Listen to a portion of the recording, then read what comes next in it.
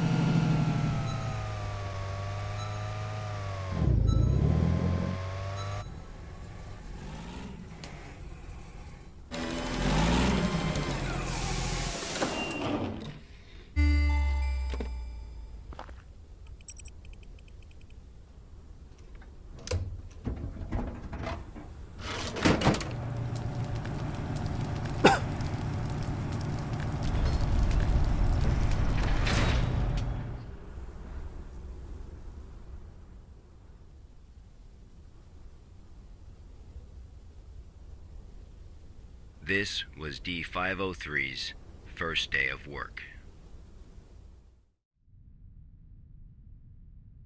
SCP protocol mandates that D-503 now undergo a psychological evaluation.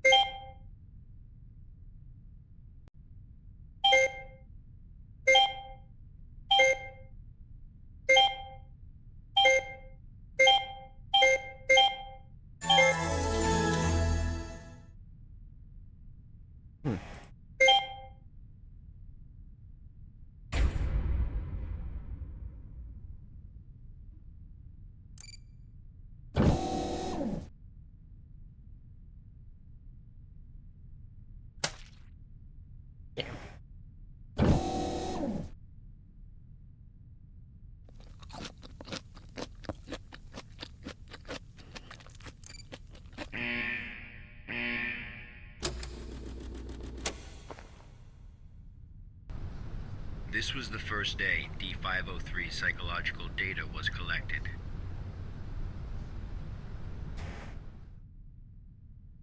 You're probably wondering, how can this job earn freedom for a death row inmate?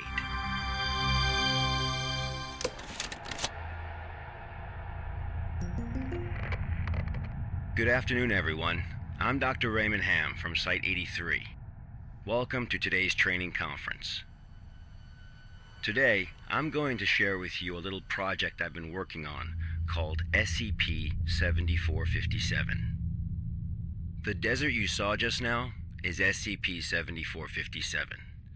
D503 is a volunteer who we invited to help us learn more about this desert. Prior to the Foundation's involvement with SCP-7457, 329 people went missing in this area. As a precaution, we have introduced lockdown measures as we attempt to find the cause of these disappearances. As everyone here is new to the Foundation, it will be good for you to learn about SCP-7457. Let me explain how it works. Before we get started, are there any questions? Dr. Ham, I'm Will Barton, 3rd Special Squad, Site 86. Hello, Will. Before I came here, I thought I had a basic understanding of the Foundation.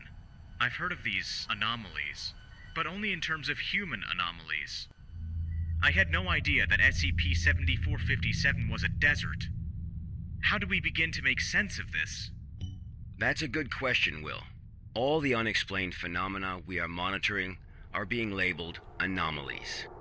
Human anomalies, regional anomalies, artifact anomalies, and various other phenomena beyond our control. The work of the Foundation is to isolate these anomalies and prevent the public from, shall we say, experiencing them?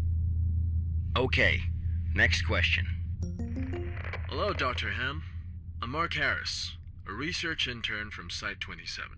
In the video, we saw D503 picking up garbage in the desert. Why did it do that? And what does this have to do with anomalies? Okay, Mark. What I can tell you now is that everything you see is part of SCP-7457. SCP anomalies can be a little difficult to understand at first. Just know that it, or they, have their own rules. Perhaps you'll understand what I mean once we finish watching the video. Okay, let's move on.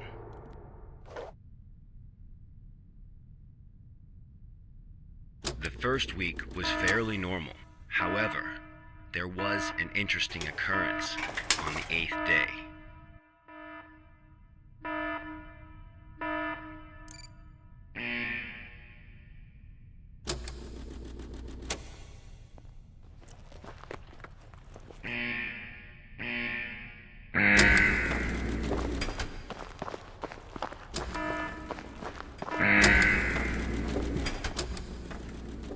Let's have a look at what happened.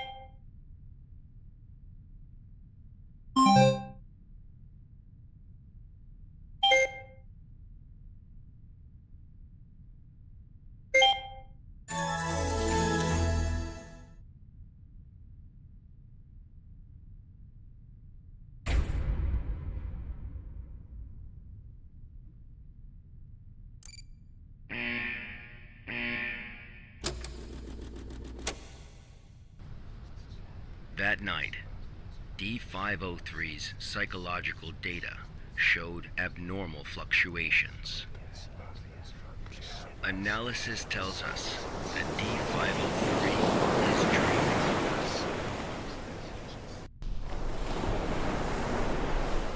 Unfortunately, though, we have no way of knowing what he dreamed of that night.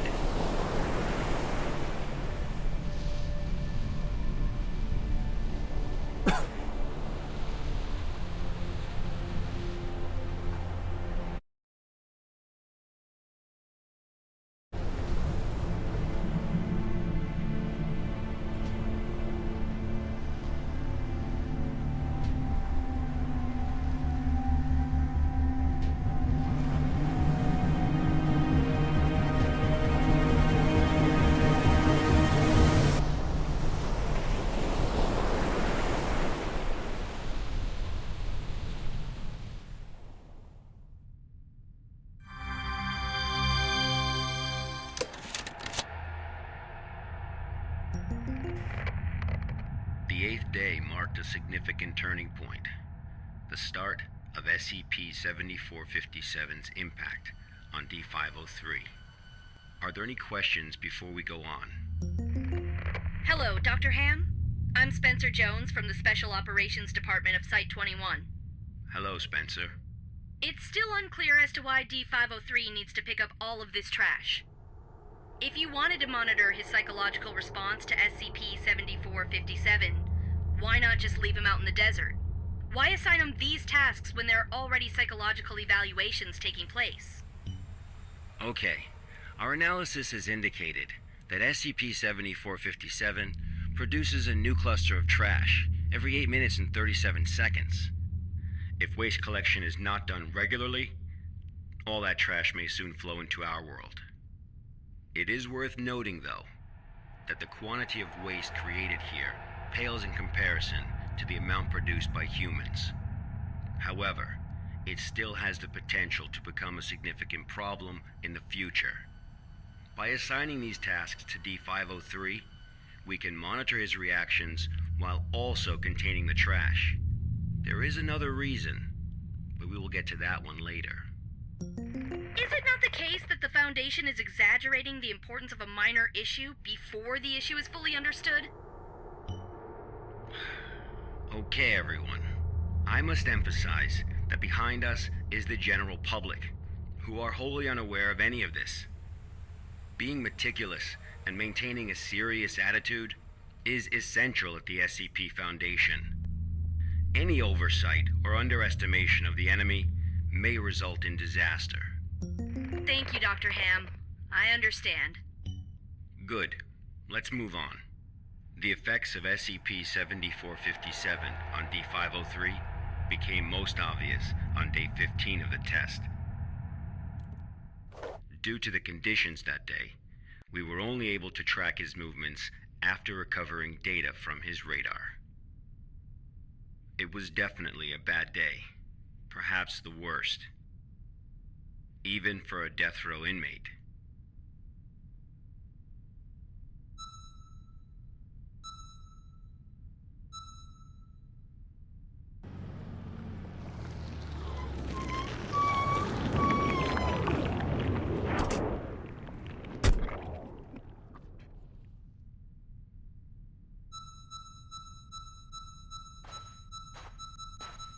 D503 found a radar that perfectly resembled his own.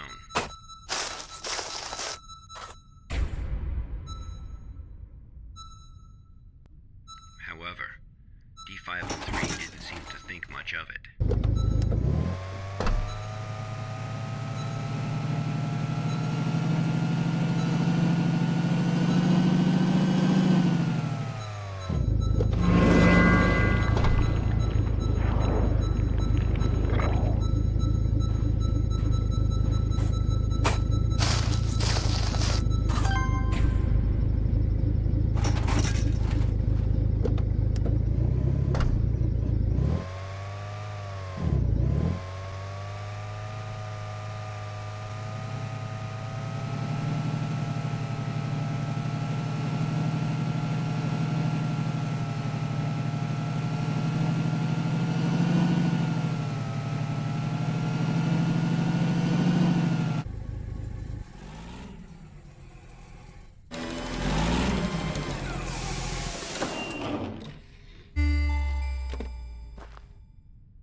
Persistent adverse physiological reactions proved to be a challenge for D503. He still managed to complete his work on day 15.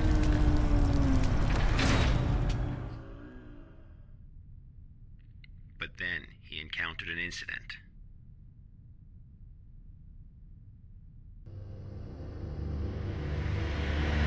A sandstorm.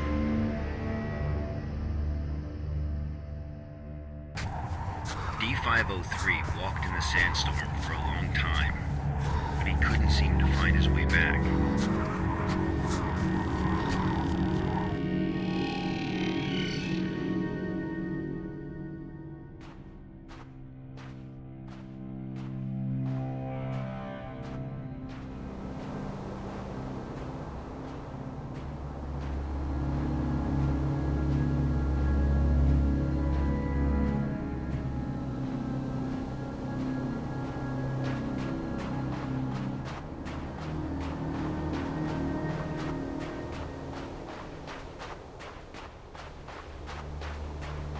Yeah, he's just got a shitty computer.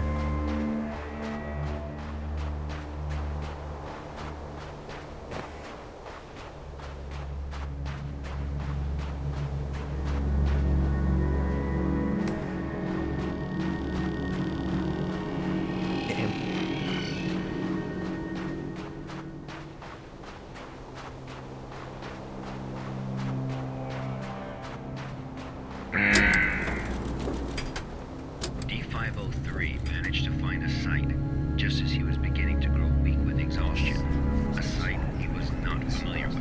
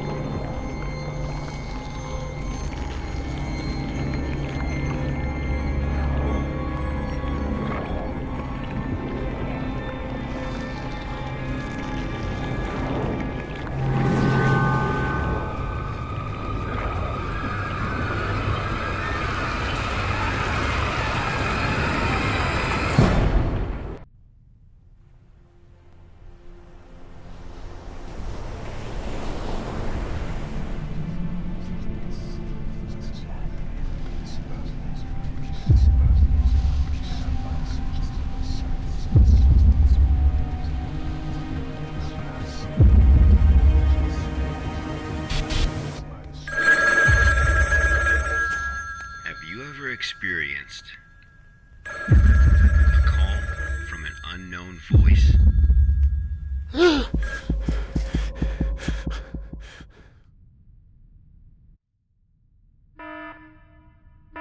Approximately 13 hours later, a visibly trembling D503 returned to Site 8.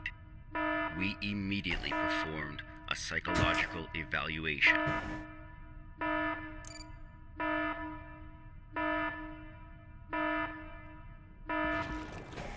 Major fluctuations can now be observed in D503's physiological data.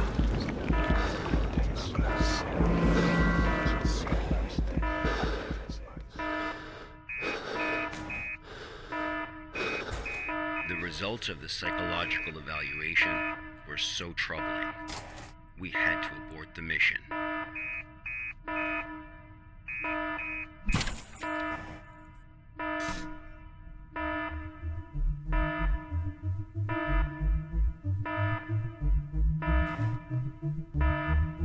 D503 was able to break away from the Foundation's control. He has seen the test results of other Level D personnel who were analyzed at SCP-7457. That's right, none of the Level D personnel at SCP-7457 have ever been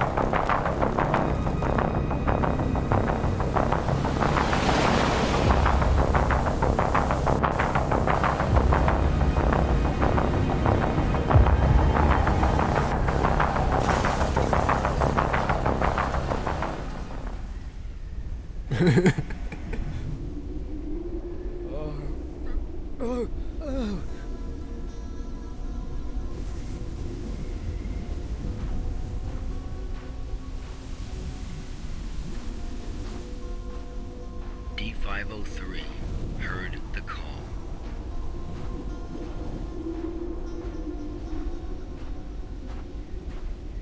Shit.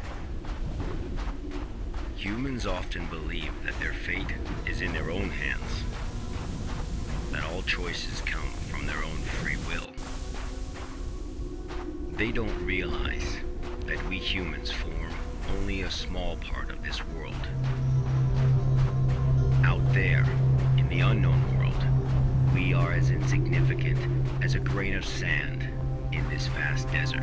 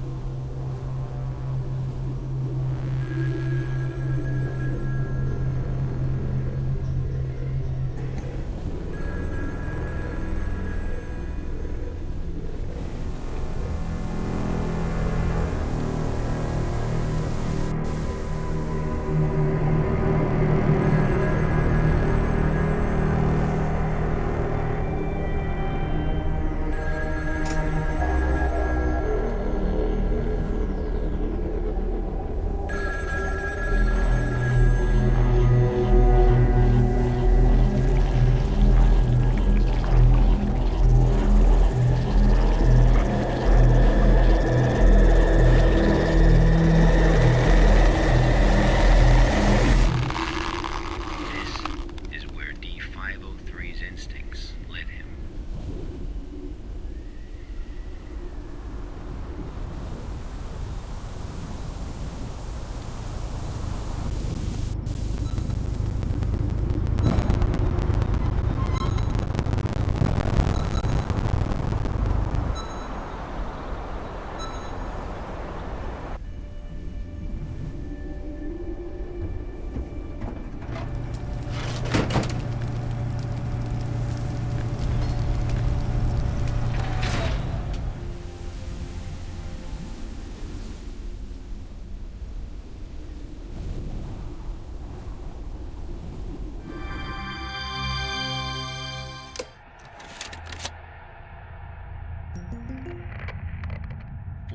Days later, experiment participant D722 found the radar that had belonged to D503.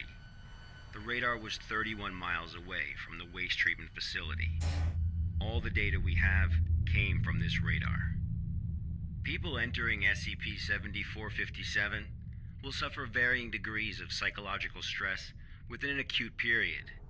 It manifests as a range of neurological and mental disorders, as well as severe and unexplained hallucinations. So far, not one participant has left the desert unscathed. The Foundation has tested 31 Level D personnel in an area spanning 2,267 square miles. Our testing continues. When you work for the Foundation, you will face various anomalies. Some can kill you, some may drive you crazy, and some will make you feel that living is worse than death. Let this be very clear.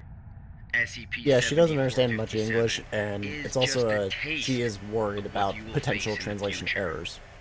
Before joining the Because Foundation, English to Japanese you were is a all leaders nightmare. in your respective fields and industries. Researchers, special forces, Yeah, there is that too. FBI There's agents, national security experts. Well, SCP does not care how smart you are, how accomplished you are. It doesn't matter to them how many doctorates and titles you have. You are no different from helpless ants when That's why I confronted with use these Depot. anomalies. Remember this. It is the most important advice you will receive. Do not take risks. You will die. You are not as special as you think you are. If you encounter an anomaly, put your pride and curiosity aside. Run, because that's the only thing you can do. God won't protect you here. Welcome to the Foundation, rookies. I'm Dr. Raymond Ham, and this ends the first class of our employee induction program.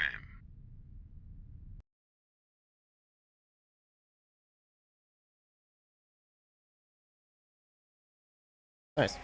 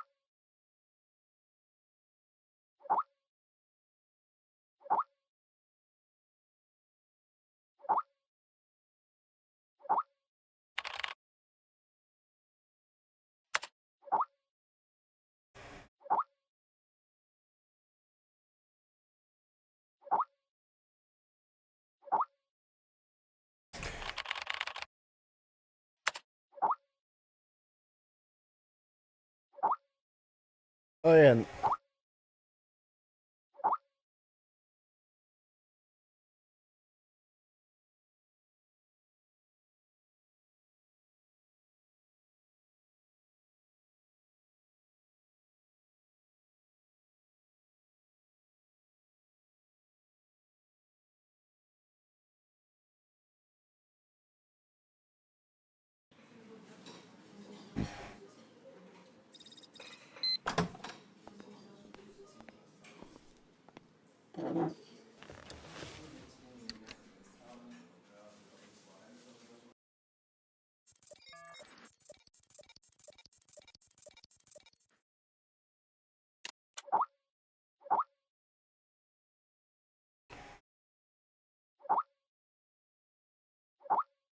oh, and Sparks. For what I did related to just talking of Getty and stuff like that, majority of the time, like, I just use DeepL, and for the most part, it works. Just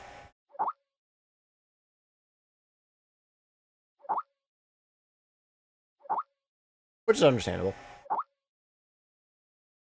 Yeah, cause like I had recently commissioned Getty like a couple months ago and stuff like that, and for practically the entire process and stuff like that, so I didn't have to pay her translation fee and all that stuff. I did it myself, and the only time I actually had to have somebody else translate for me was Death Ryu's wife. Just do one very large message that I needed to do because some words didn't want to work.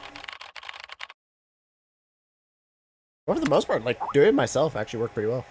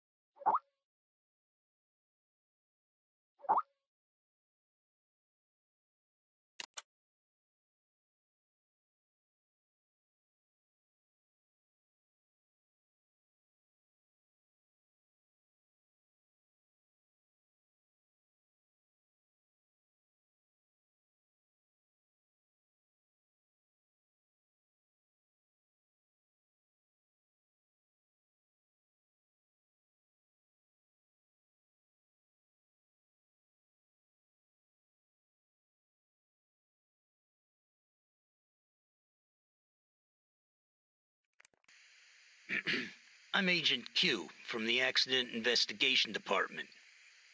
Containment breach occurred at Pony Station and contact with the Foundation has been lost. Agent Bella Lawrence was given orders to enter Pony Station and retrieve the black box. Following is a transcript of the interview with Bella Lawrence.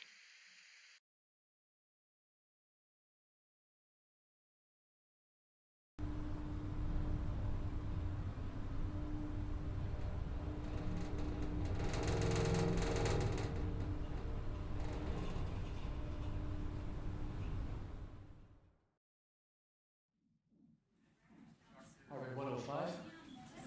Blood pressure of 175 over 110. Experiencing mild convulsions. Administer 5 milligrams of methanol to help control blood pressure.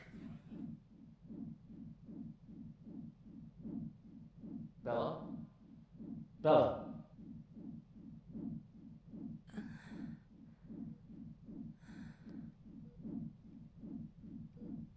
The drugs seem to be taking effect. Go ahead and ask questions. I can't be certain how long she'll stay awake for.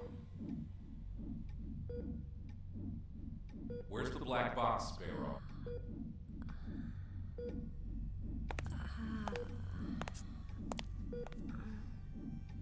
Three days ago, you were tasked with investigating the situation at Site 74, Pony Station.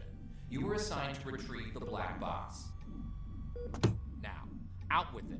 Where is the black box?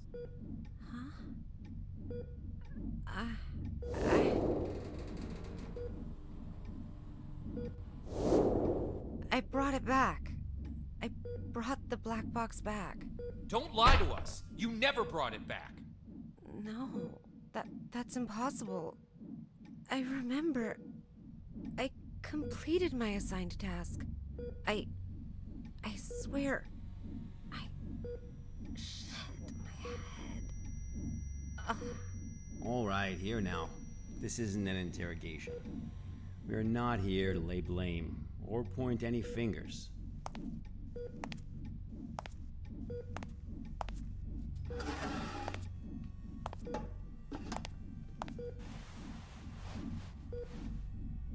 Bella, I'm terribly sorry to have to bother you in such a state, but it is critical that we find that black box. We need to know what happened at Pony Station. My memory's a mess at the moment. That's fine. We'll take it slowly, step by step. Why don't we start from the moment you received your mission? Tell us what you remember. I'll try. That night. Currently heading to mission site 74, Pony Station. We'll arrive in about 3 minutes. Very good, Sparrow. It's been 48 hours since the Foundation lost contact with Pony Station. SCP-701 experiments there have been ongoing. We have reason to suspect a containment breach. What is my mission? According to Foundation security regulation 709S, each site must have a black box placed in a secure area to assist in identifying the cause of an accident, should one occur. Your task is to investigate the situation and retrieve the black box. Black box? Got it. Okay, I've arrived.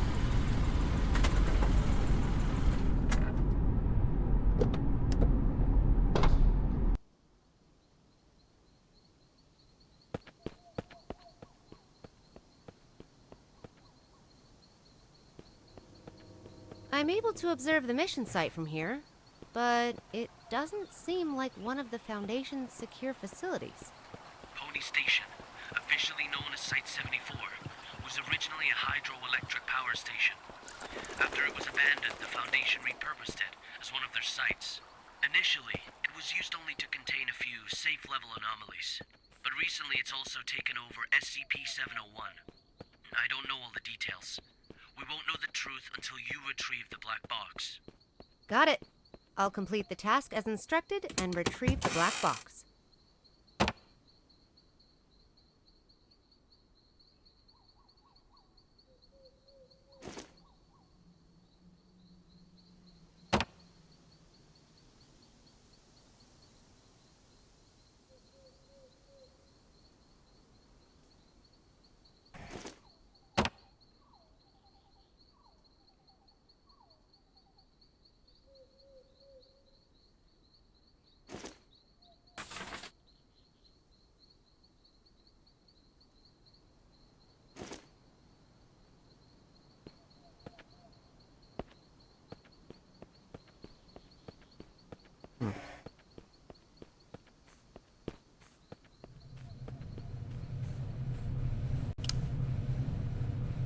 I've just entered Pony Station. Retrieve the black box from the lab. Room 705. The elevator. 7th floor. Sparrow. Must. What's that? Bald Eagle, you're cutting out. Damn. This is out of the safe range. I'll place a reality anchor.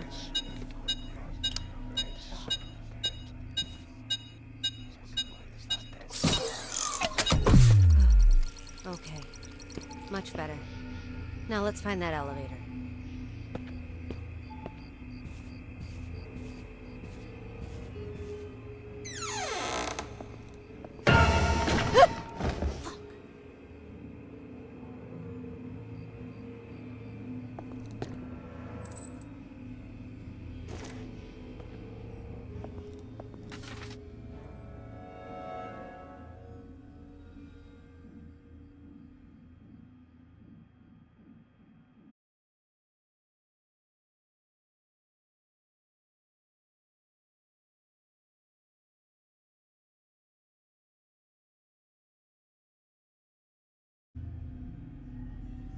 Sorry, I decided to finally the voice call and stuff like that. Or it's just so I can focus on the game because it's getting slightly distracted. Fuck. Today I read Dr. George Thompson's research log for SCP-701. Could it be true? Has he really been performing comparison experiments on chimpanzees this whole time? What could he have planned? Does he not realize what he's up against? Clones turned out to be an ungodly mess. It's now abundantly clear why the Foundation transferred him out of Pony Station, leaving me to take over his post. He was performing the experiment all wrong. The whole direction of the project was all wrong. 701 holds great potential. I still believe that. I will have to adopt a new method of study. Efficient, fast, direct. It all begins tomorrow. Dr. Tyler Cooper. I've heard of this guy. A bit of an eccentric and a thrill seeker.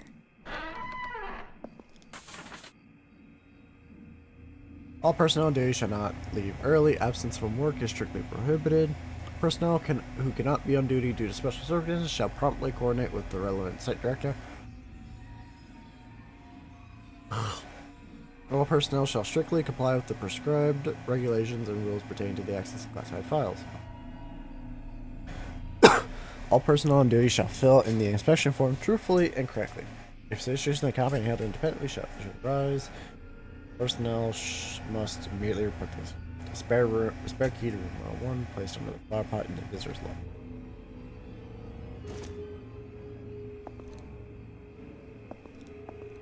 Visitor's lobby.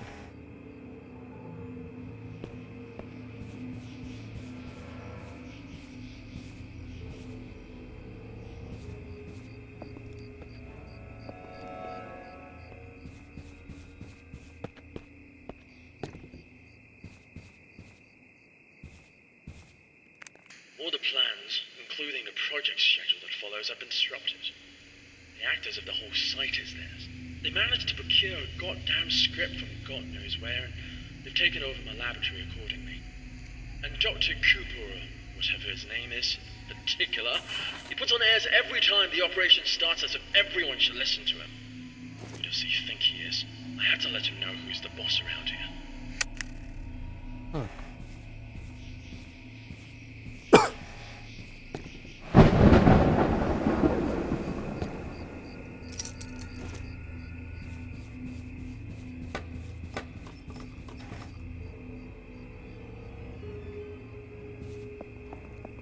I will say it's definitely an interesting game so far. Wasn't expecting it to be like this, but I have heard a lot about this game.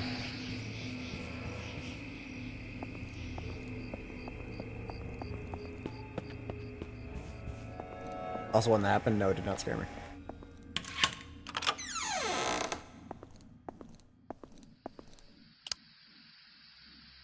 Why did my light suddenly go out? Fucking hairs on my mouse again.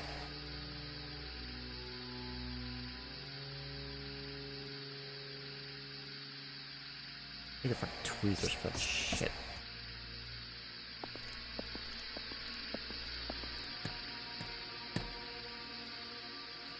Interesting.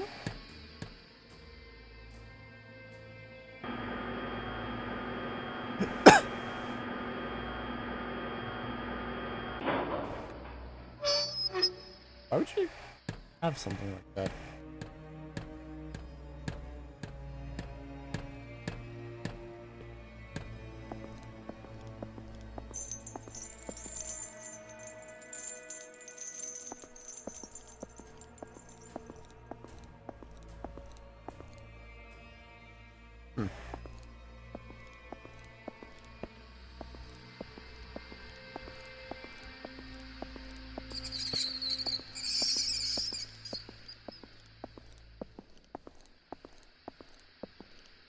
The fuck are you?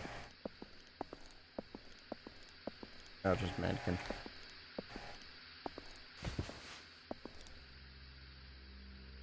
But okay then. Reality bending has begun.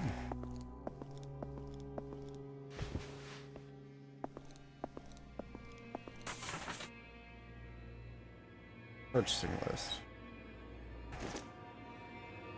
Okay.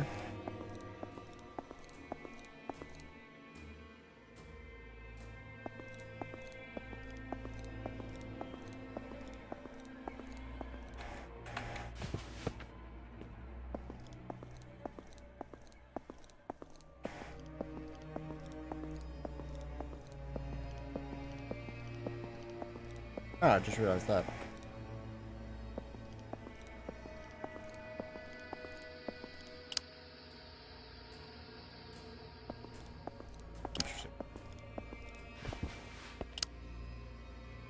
How did that turn on my light? This must be the elevator. To the 7th floor, then. Blood we offered. The Hanged King we served. I serve my king with my blood? Blissful suffocation, sacrifice of sin? What's this? Some kind of poem? Ah, my head. Ah.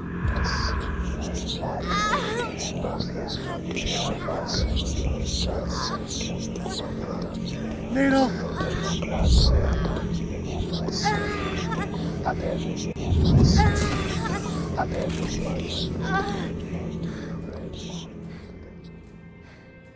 Holy shit.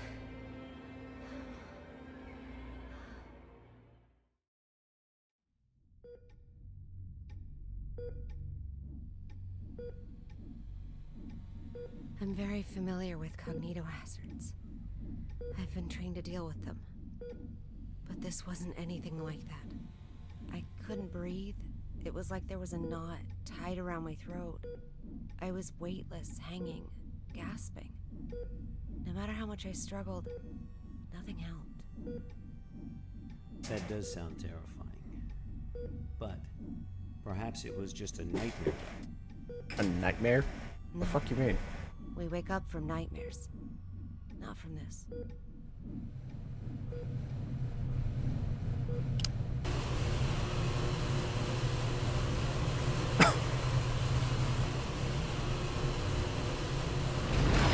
Are you kidding me?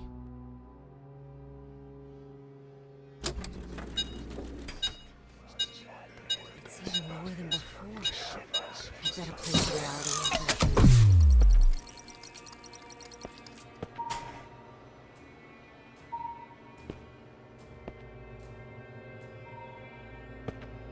That is... I guess I'm taking the stairs. It's locked.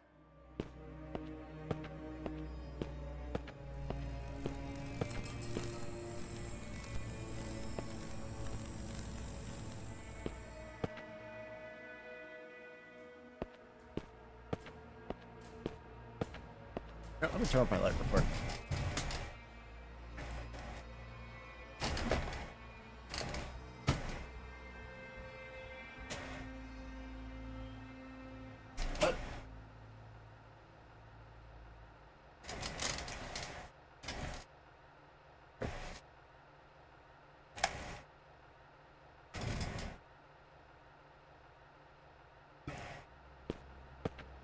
There, now I can focus a little bit better, besides the noise of a 3D printer.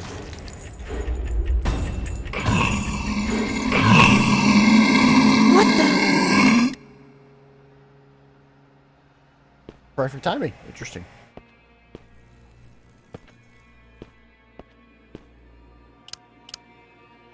I can't read that.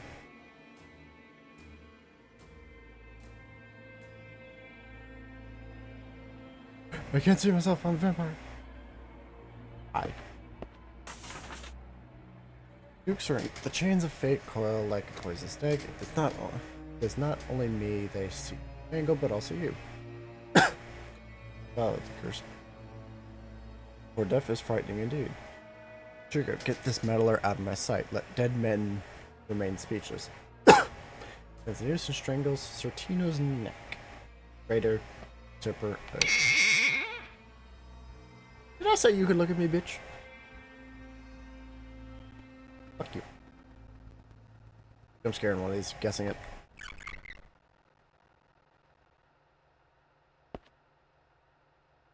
Does that say Ali King? I'm scared. No.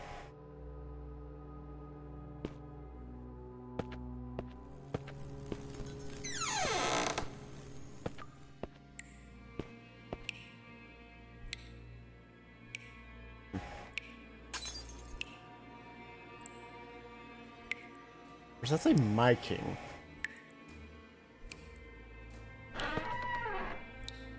You're gonna look up at me after I read this.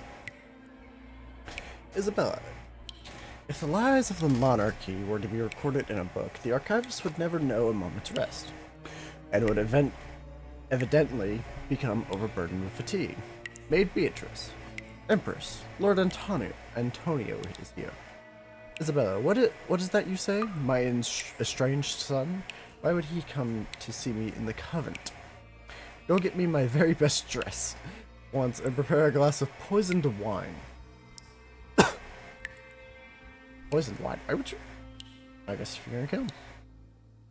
Maybe just, as you say, he leaves. But what's sad truth? The dice rolls of lies and bears my name, and the martyr under this conspiracy shares my own flesh and blood. You gonna look up at me? I like that noise.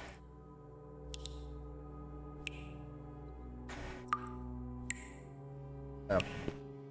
Expected a jump scare.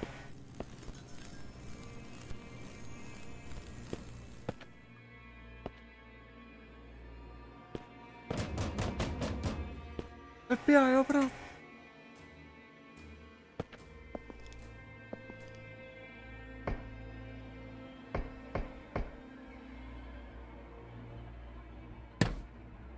There's gonna be a jump scare here. This cognito hazard. Could it have something to do with SCP-701? The situation here is much more serious than I expected.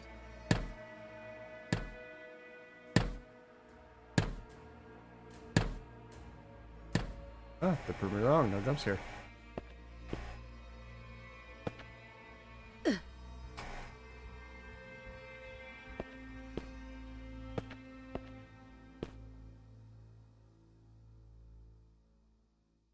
About. Recently, former assistant of Dr. Tyler Cooper, Miss Lisa Amanda, was demoted because of her refusal to carry out the experimental orders given by Dr. Cooper.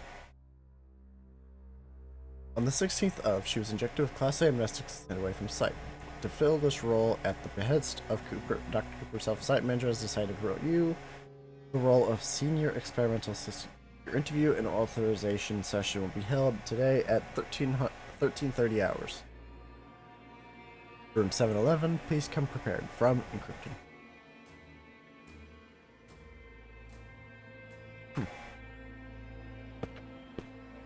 It's a script. Rehearsal script.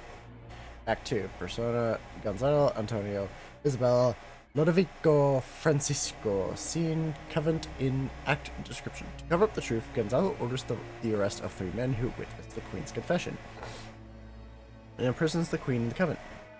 Gonzalo then goes to have a secret meeting with Ambassador Alagada. After learning of the Queen's captivity, Antonio begins to plot his revenge. That ain't gonna scare you, bitch.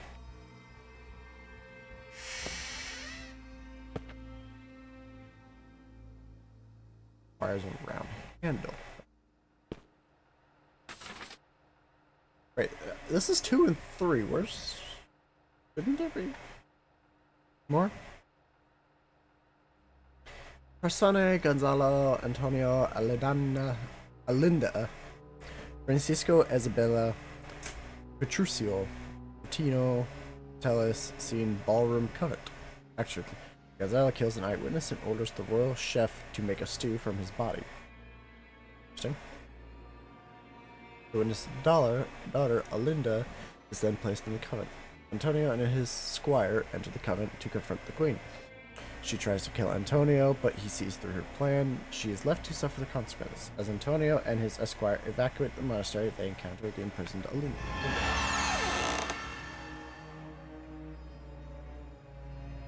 Interesting, and also interesting. I feel like there's a paper here somewhere in this. Maybe not.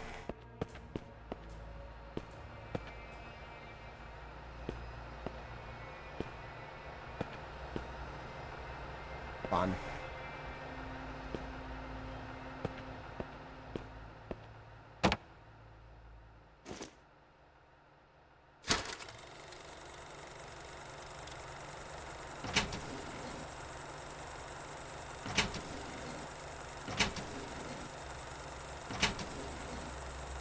Interesting.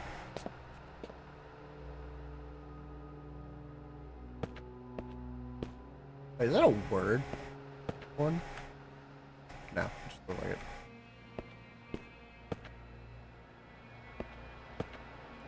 It's all very unusual these days. Many people have come to the site, but they haven't registered with the authorities. I've heard that Cooper and his team are rehearsing a script into a play, and that all participants are required to report their daily status. My experiment has to be put on hold because there's no one left to work on it. It's not right. I'll write an email to the minister and inform him of the malpractice going on here. Who's that? Oh.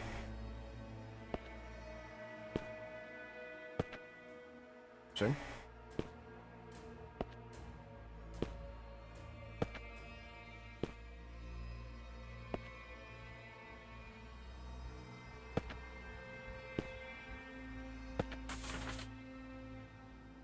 At first, most of the on-site personnel were apprehensive about participating, but after distributing some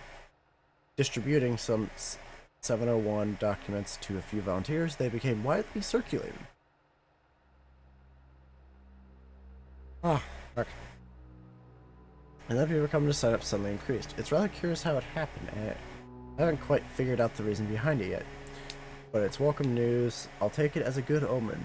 Now I've managed to mobilize the entire station to participate, every single person. My chance to prove myself. An opportunity like this doesn't come every day. Why would Dr. Cooper need so many volunteers? And what on earth is this SCP-701? That's me curious too.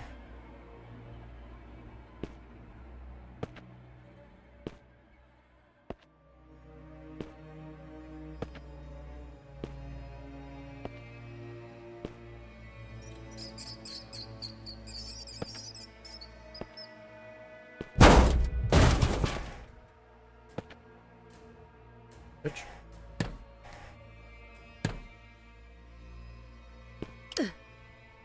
Finally, luck is on my side. This ought to get me to the 7th floor.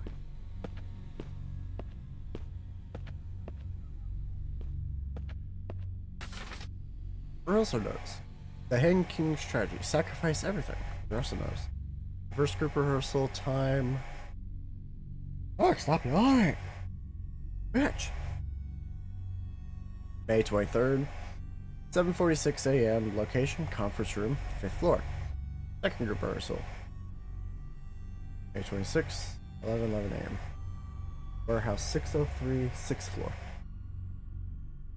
Final group performance, May 27th, 9 p.m. Room 705, 7th floor. Rehearsal notice? On the 7th floor, too. Where the black box is. That's not a good sound.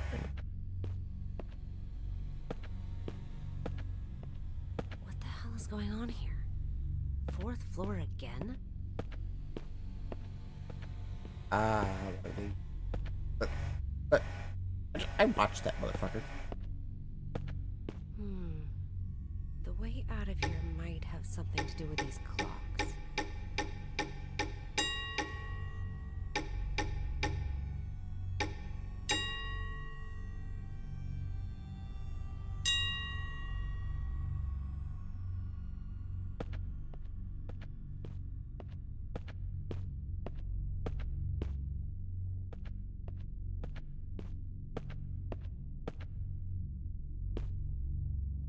Oh.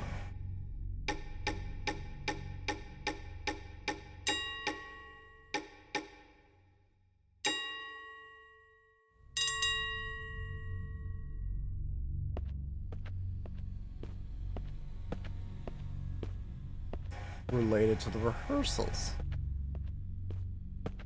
I think this one was 9 p.m.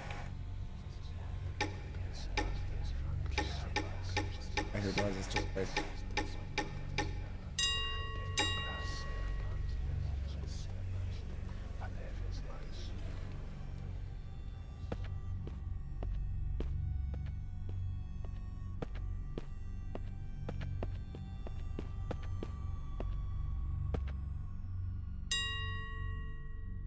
Does that be slightly past it?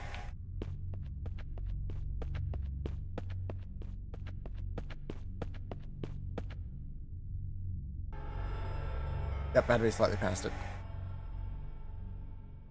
Oh god, that's suddenly lagging.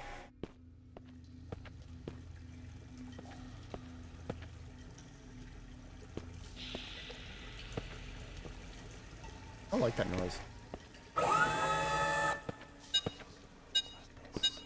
I've never seen such a low volume. This situation is worse than I thought.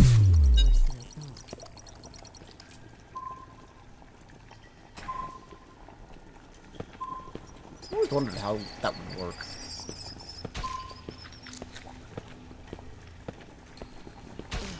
What is that smell? When was the last time I cleaned this place? Are you gonna look back? I am.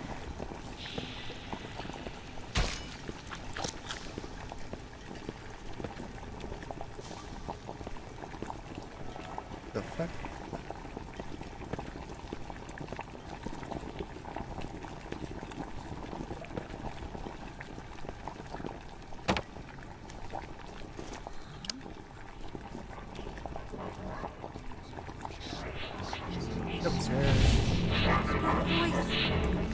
That voice again.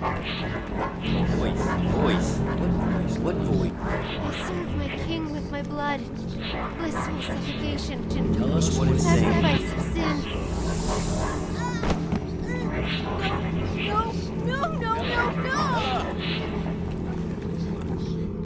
Bella, are you feeling better now?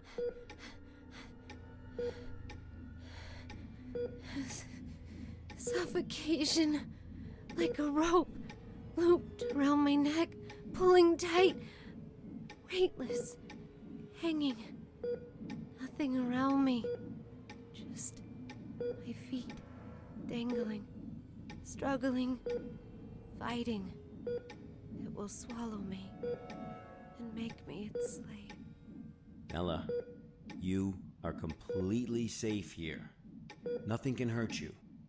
Okay, let's continue. The situation there was much worse than expected. Much worse. I knew I had to get in touch with the Foundation. I managed to find a phone, and I called her backup.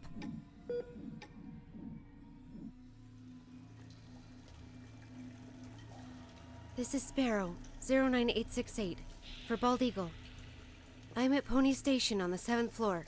The situation here is much worse than expected. I need backup. Bella, are you sure this is actually what happened? What do you mean? Yes. Of course I'm sure. Come on, Bella. Try and focus.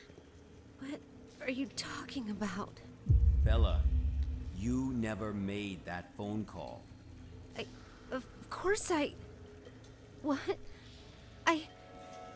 Pony Station was completely cut off. There was no contact with the outside world whatsoever. A phone call? That would have been impossible. No, but I saw... What did you see, Bella? Tell us what you saw.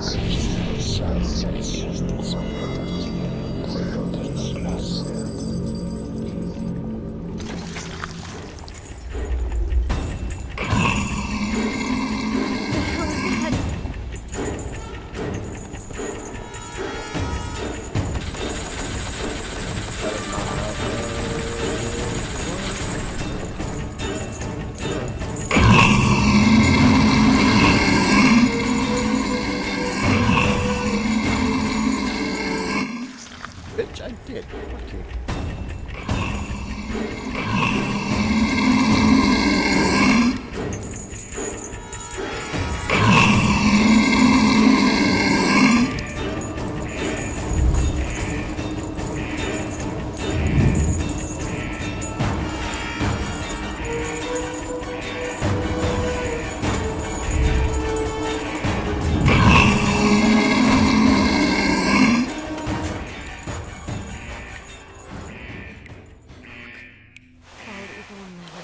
Anything about that. Bastard.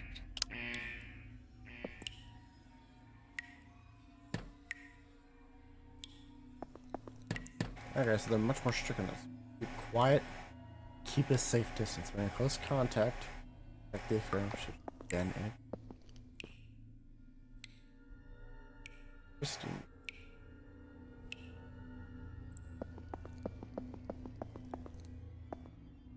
The forest. Looks like something bad happened here.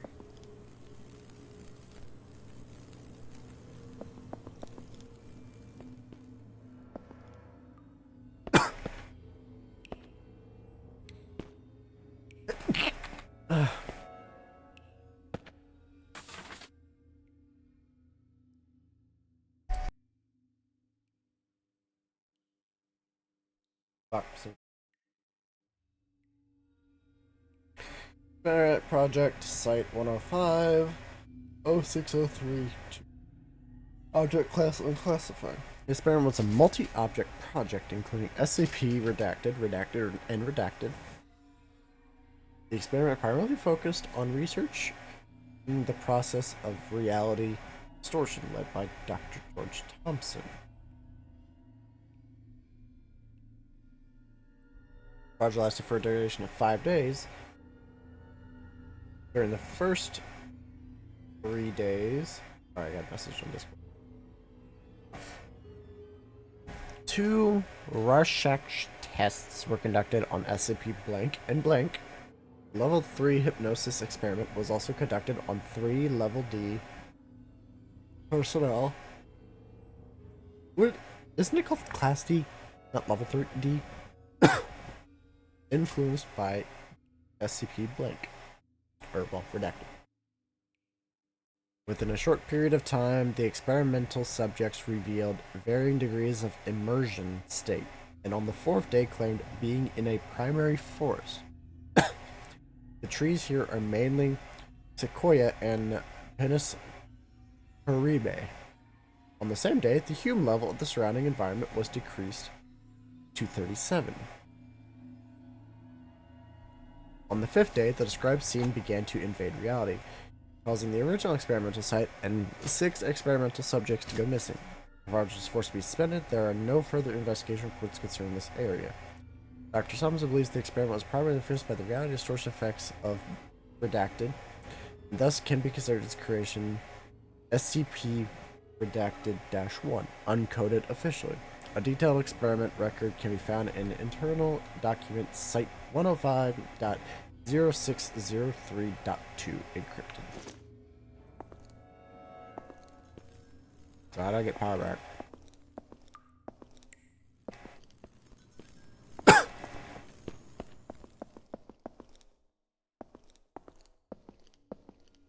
Can I please? No.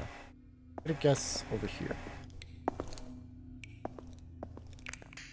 We're evacuating. Damn it. After the show, everyone went crazy. Some hacked themselves. Some killed each other like beasts. And that damn evil white monster. This was all destined to happen when he brought in that script. Everything that happened here is all Cooper's fault. It's their fault! This will be the last recording from the experiment. The hydropower plant was shut down forever. And no doubt my experiment will also... What's going on? What's going on? Ah! Just, oh.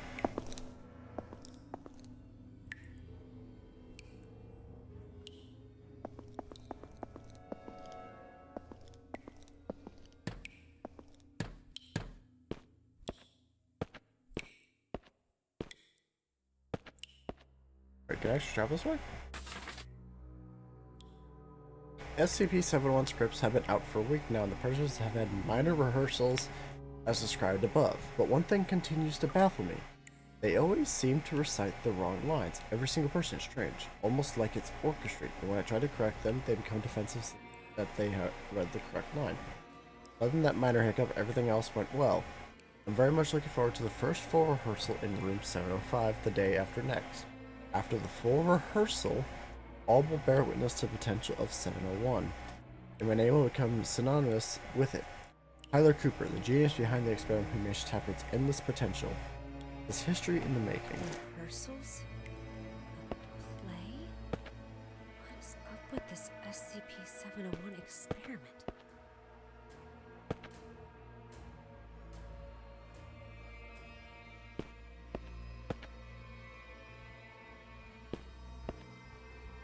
Chess.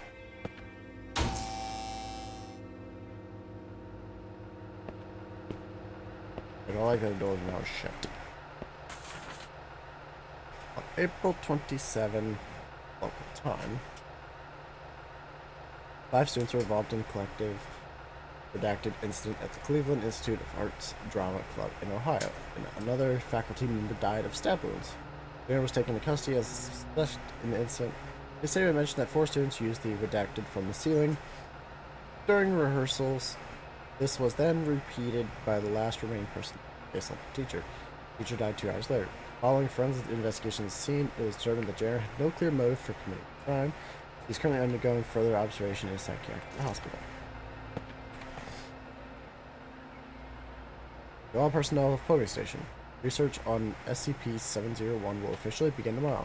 In order to prevent the dissemination of classified information, all video surveillance equipment has been removed, and all external signal transmissions have accordingly been blocked. The site will be kept under closed-loop management procedures until the conclusion of the research experiment. At present, the experiment is still in need of more participants.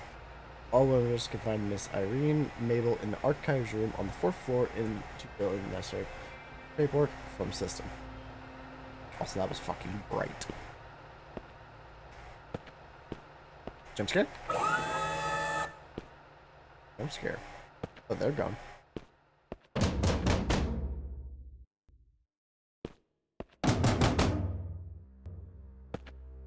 FBI, open up!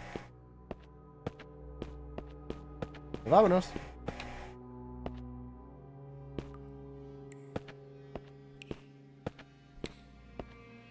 What is weird water physics?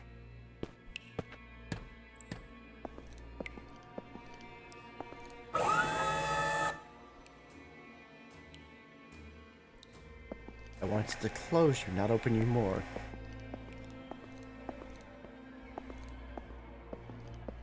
So the rehearsal seems to be the issue.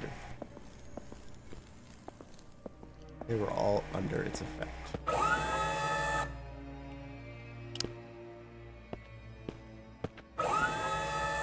Why, thank you, sir, for inviting me in.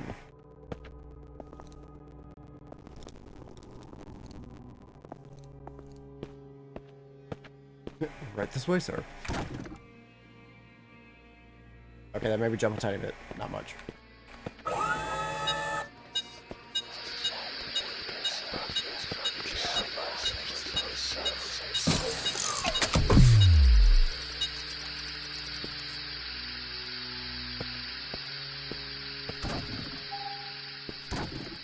They shall all fall.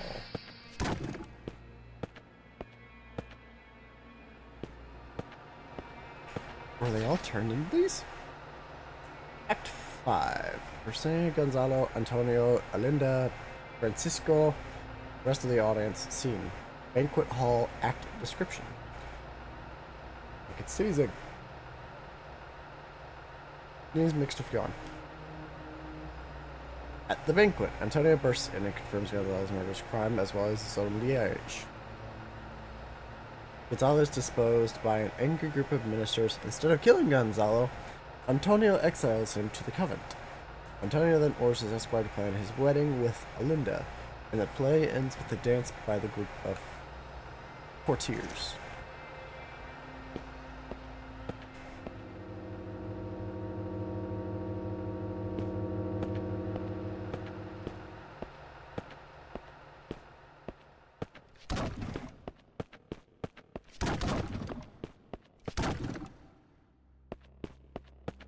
You fuckers get back up.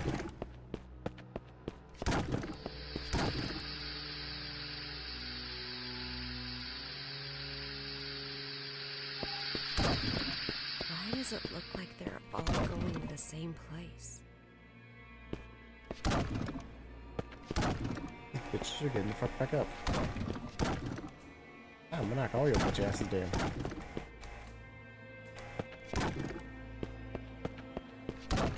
Lay down, motherfuckers!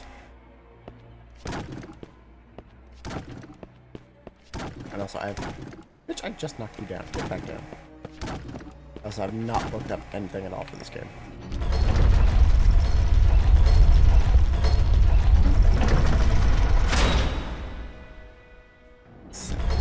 How much you want to bet when I get on stage? It's gonna completely fill. There's the black box. The black box. Anything else around before I grab that?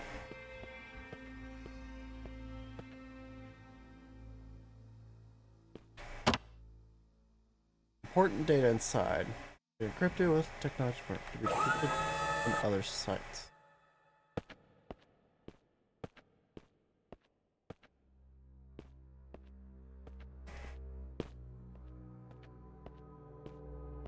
Aren't I out of those stabilizers?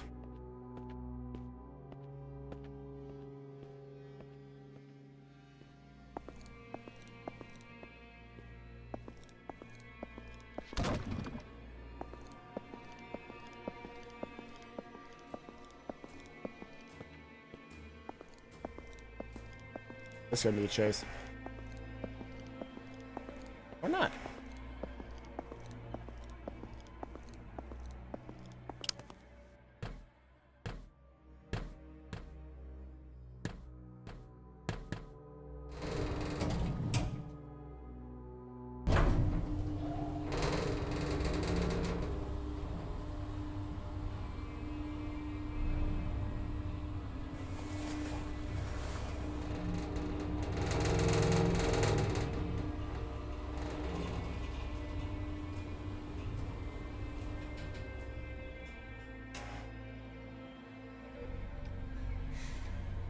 Bella, we really need you to tell us the truth here. What do you mean? I'm telling you the truth. I completed my task. I retrieved the black box from Pony Station. Looks like the cognito hazards really did a number on her. What are you talking about? I'm fine. Bella, there was no black box in sight when we found you. That's impossible. I'm positive. I know I had it in the escape elevator. And there is no escape elevator in Pony Station. None of what you're saying adds up. But that's impossible. It's just impossible. Look at me, Bella. Try and focus. What really happened? What really happened? Bella, think carefully. Yeah, why would there be an escape elevator?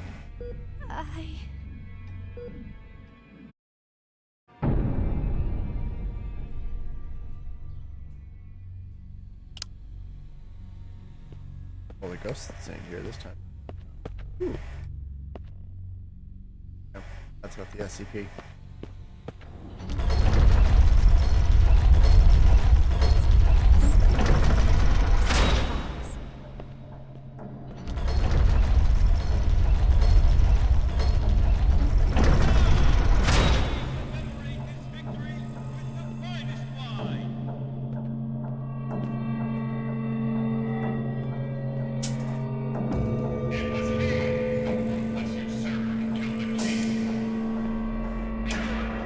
Sacrifices his head and seek redemption with his blood.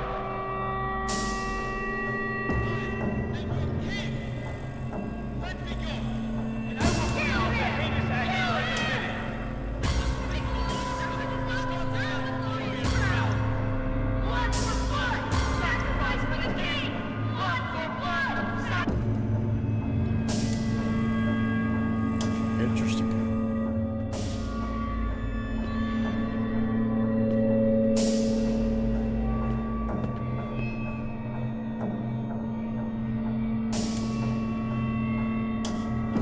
Fuck! Not again.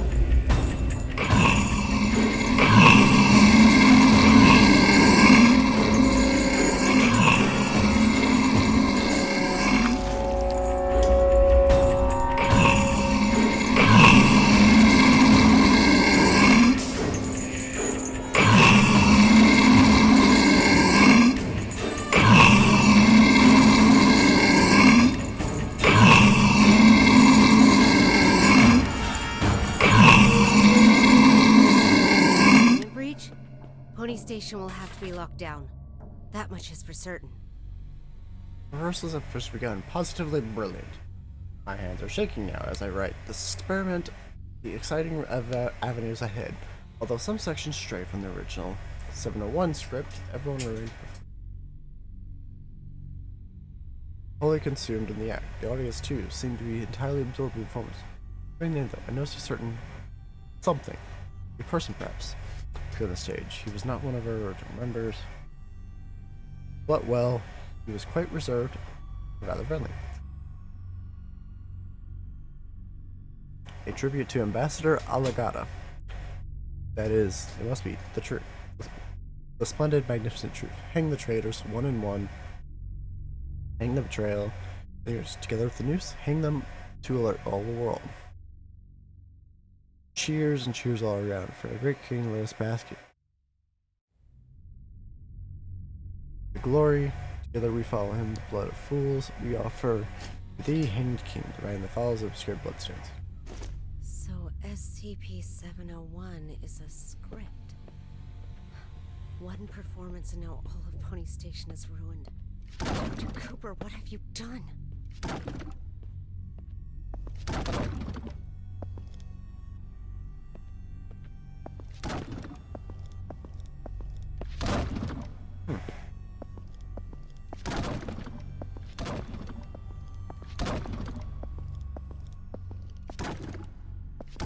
It's those mannequins again. Where are they heading?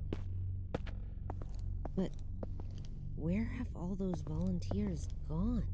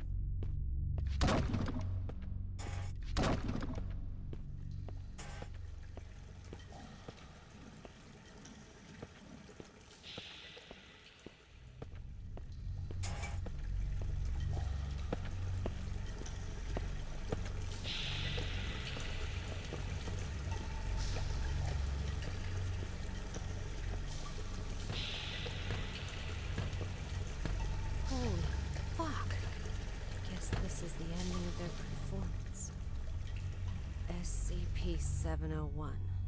The Hanged King's Tragedy.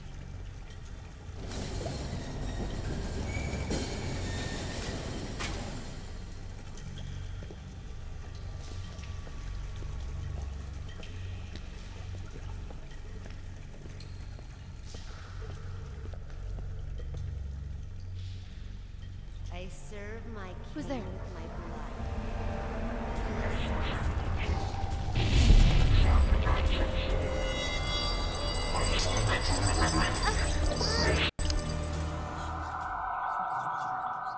What the fuck?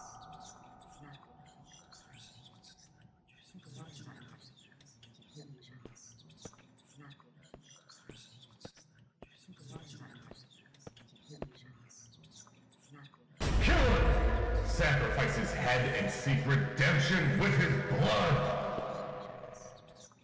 Kill him! Kill him! A despicable usurper does not deserve the glorious crown! What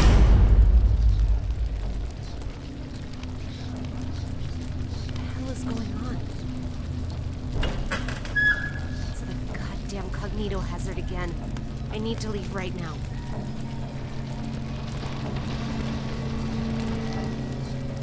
With this, our blood is the hanging!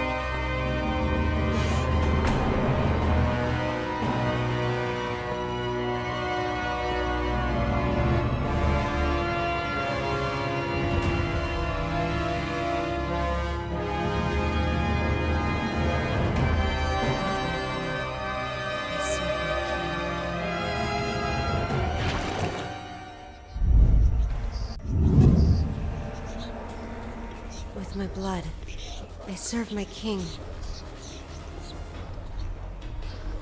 With my blood, I serve my king. With my blood, I serve my king. With my blood, I serve my king. With my blood, I serve my king. With my blood, I serve my king.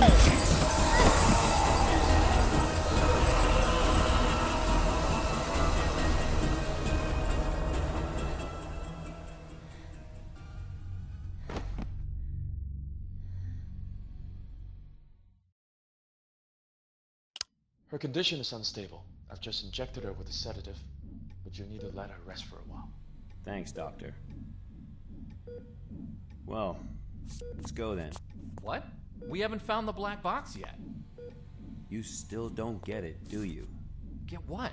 What do you mean? A black box is merely a vehicle for recording the truth. But a black box isn't always a black box. You mean... That's right. She is now the black box. Got time for a cold one? Because our work here is done.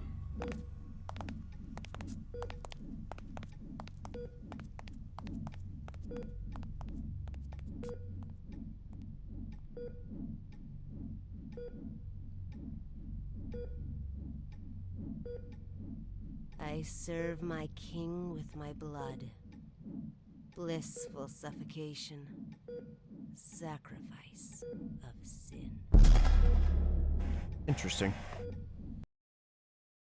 Interesting SCP. The black box has been properly contained at Site-105 and pending further investigation. Above is the full record of the inquiry.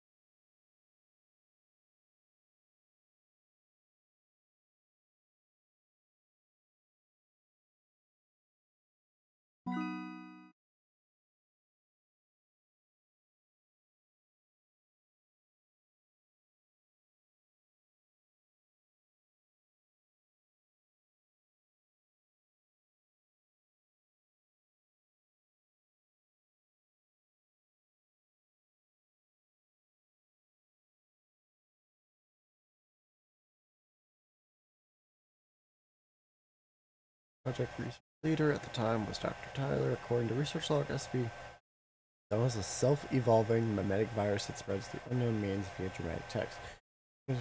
Full-scale lockdown. Archives pertaining to 701 are scattered throughout the site.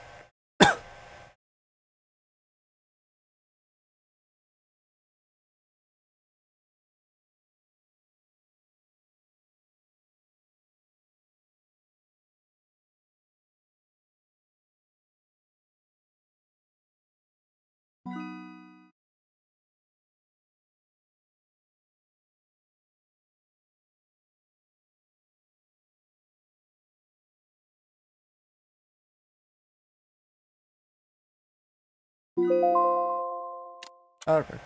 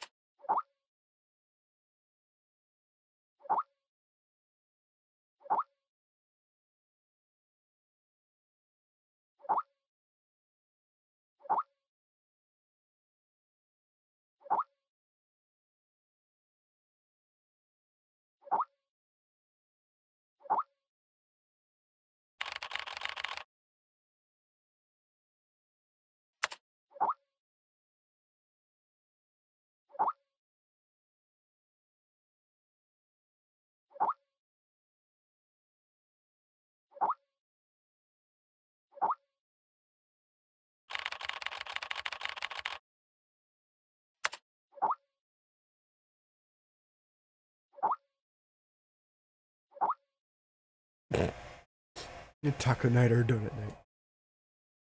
The first ever archive mission by host party. It all started growing me colleagues in this place. Started to really enjoy all of it. Maybe it was all the drinking. I dreamt I was lost in a strange cave. It was dark and damp, smelled of decay. In the depths of darkness, I saw at all times 2 red dots, monitoring my every move. What a strange dream. Either too strong. Go.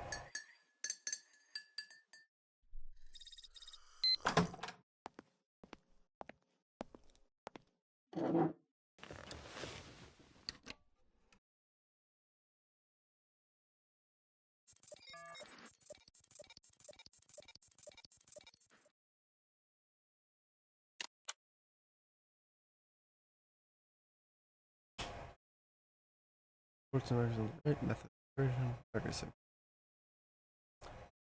regular clay pot, but do not be fooled by its appearance. Boom. Yes, earthen womb.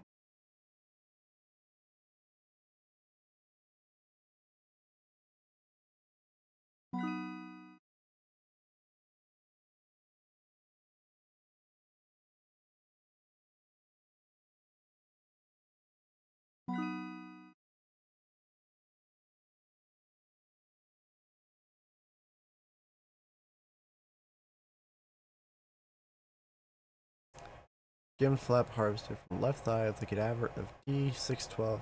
Donor was healthy in all respects prior to death. Sample tissue. Sample left in 662 for 2 months duration. Daily biopsies indicate viability of sample. Cell samples taken from tissue graft, cultured in vitro, revealing predisposition towards precancerous and cancerous growth. The left thigh of the cadaver of 612. Sample used 2 months. Again, grafted onto the torso of D-class personnel with 2nd and 3rd degree burns. Anomaly testing record had no contradictions.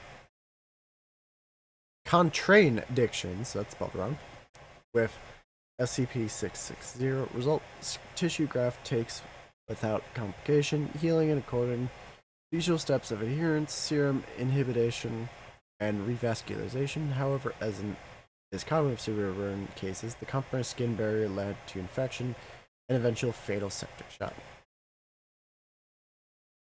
Postmortem biopsy analysis indicates skin graft would have returned to full histopathological structure and function had the recipient survived.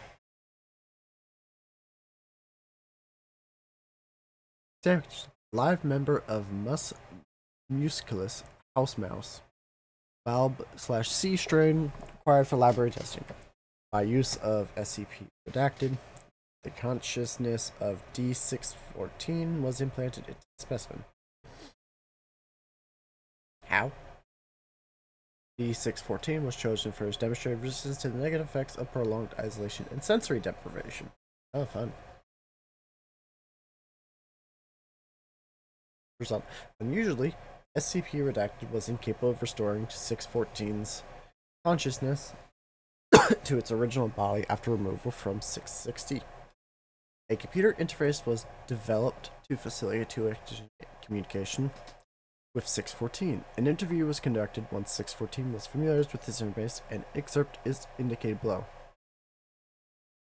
I guess I'll have to take your word, Dr. Brown. I guess I'll have to take your word for it. And how did it feel? 614. Suffocating and stretching. Dr. Brown, could you be more specific? 614. How the hell do you think it felt? Even mice need to grow and move and live. Every part of me was straining, but I was stuck. I thought I would explode. Full contents of the interview are classified. An autopsy revealed precancerous growths throughout the mouse body. 660D. Right arm lost in traumatic amputation just beneath the elbow.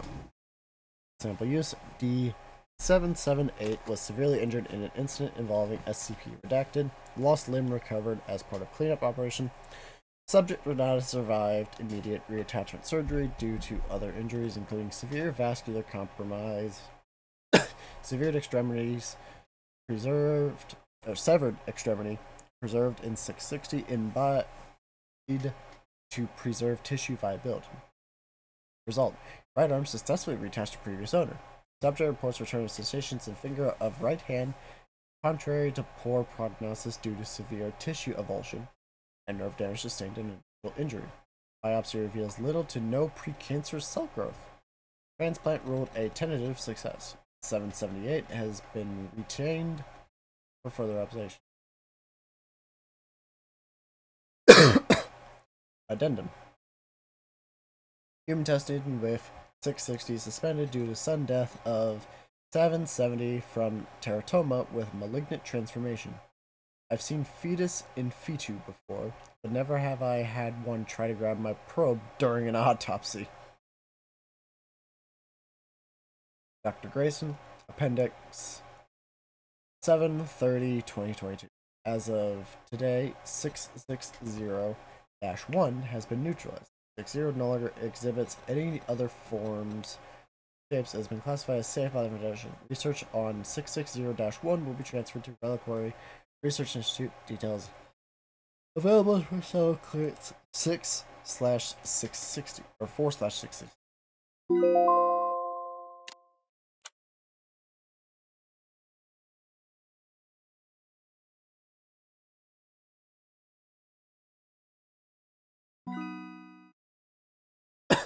Oh, I'm basically filling in missing. Okay.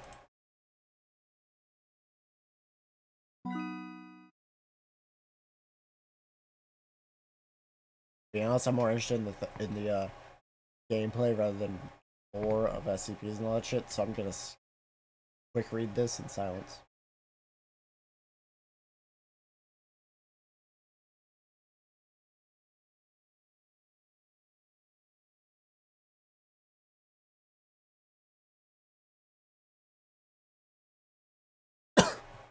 Oh, besides my coffee.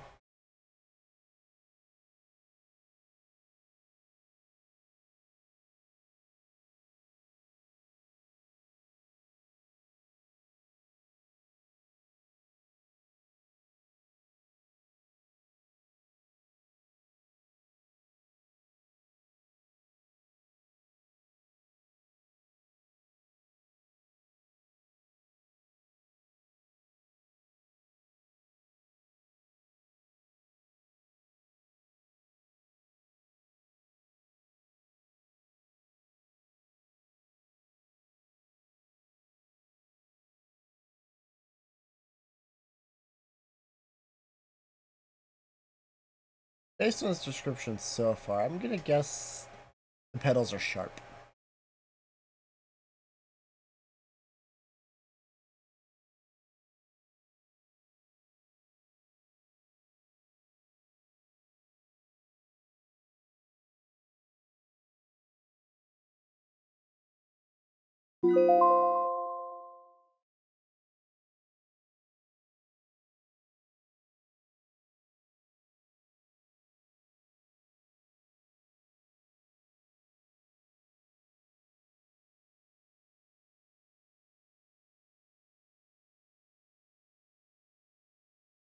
Okay, so it's basically really heavy, but really sharp. Yeah.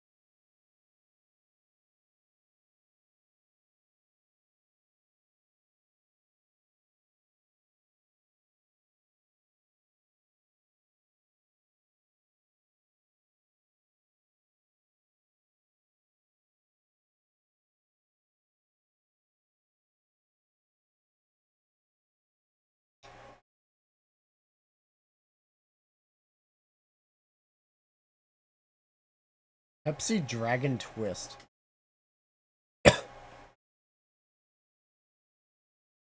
Dark Side Cola.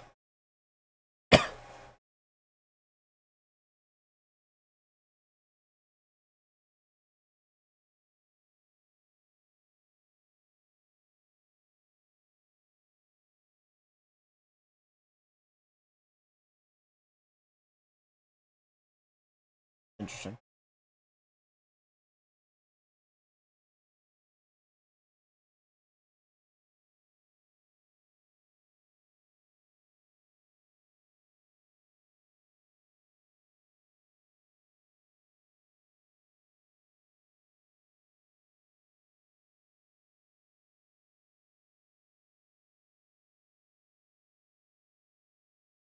Hey, chili bread's not too.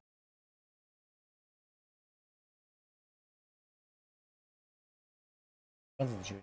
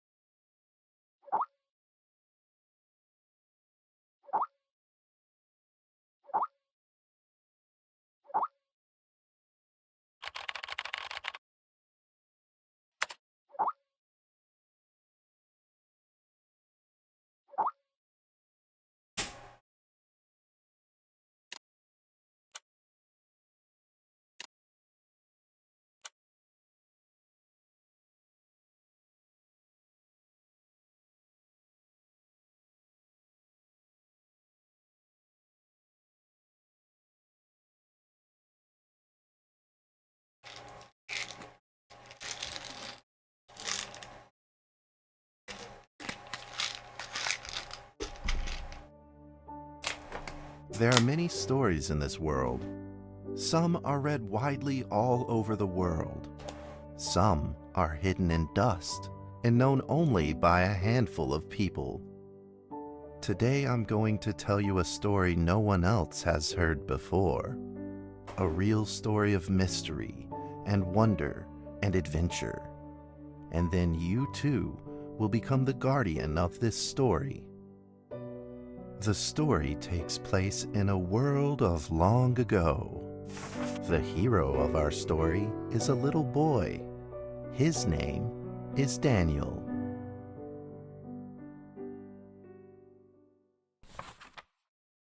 One day, out of nowhere, Daniel got a serious case of chickenpox. It made him look like a strawberry. To make sure he didn't spread it to others, Mrs. Page, the principal, had him isolate in an attic. Damn. And so, in the attic he lived, all on his own. Mr. Daniel, while up here in this attic, you'll have plenty of time to practice your penny whistle. I hope you practice well and prepare for next month's art festival. But Mrs. Page, the melody is so difficult. Don't give up, boy. It's like a female Don't voice. give up before you fight.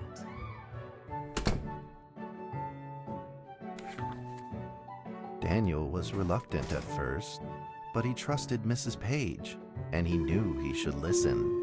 And so he practiced the penny whistle. Oh god, I gotta actually do this shit. ASDF space. Oh.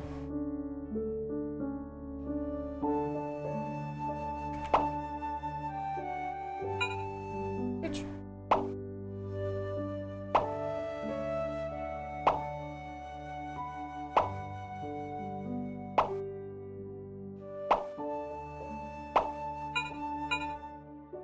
Bitch.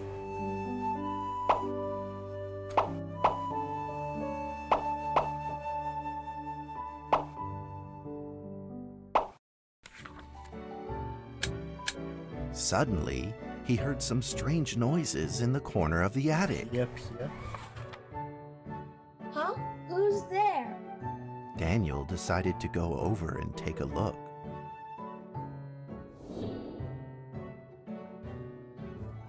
Oh.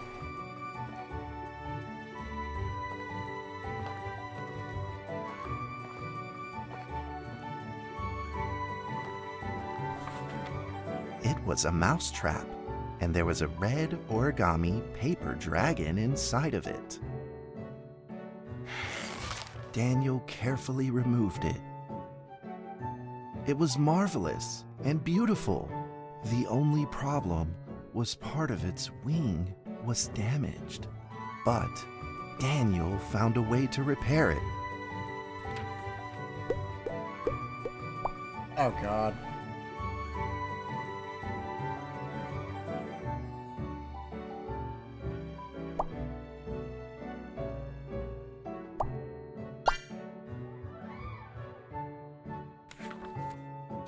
Daniel held the repaired paper dragon high up in the air, imagining that it soared over all the world below. He played and played with the paper dragon. Wee! Woo! Dragon! Soar!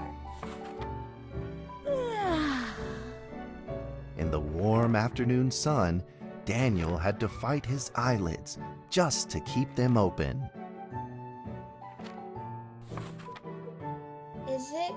Could it be? Or is this all just a dream? The next day, with boredom and loneliness weighing him down, he began to fiddle with the old radio. Our town is located in the plains, where earthquakes are not particularly common. Although there are 17 fault zones around us, they are all inactive.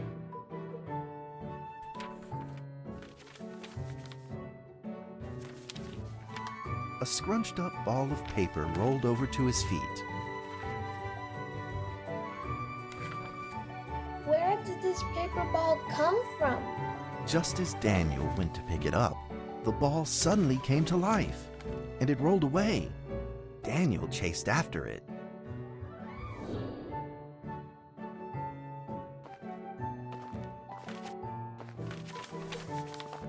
Here you go. The fuck? How the fuck do you even roll that?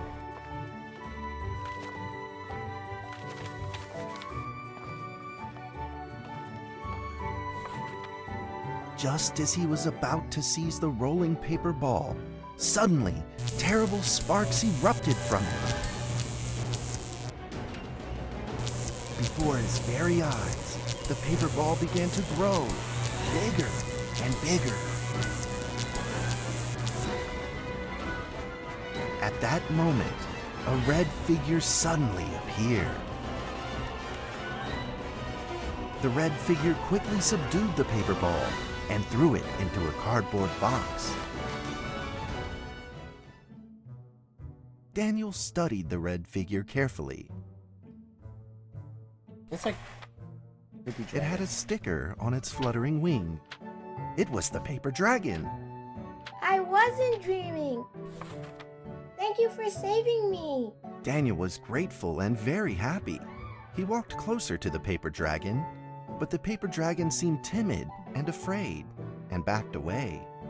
Just then, Daniel had an idea. He took out his penny whistle and slowly played a tune. Here we go again.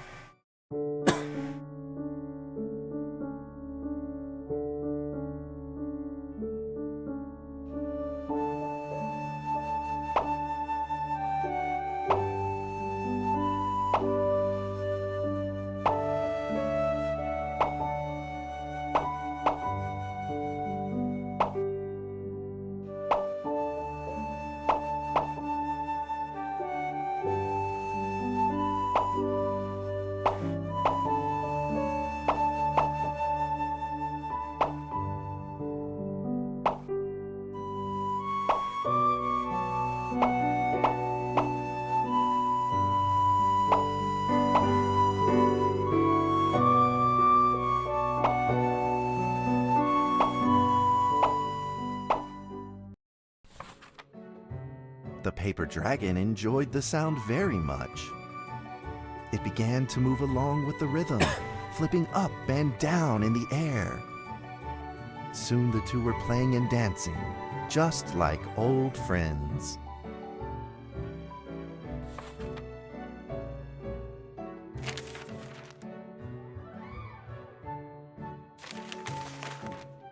The paper dragon traced out a beautiful arc in the air, communicating with Daniel in a unique way.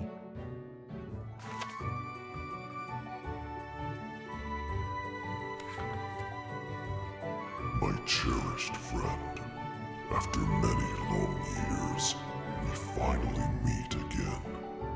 Tell me, how has your family been? A great thank you for playing that music for me.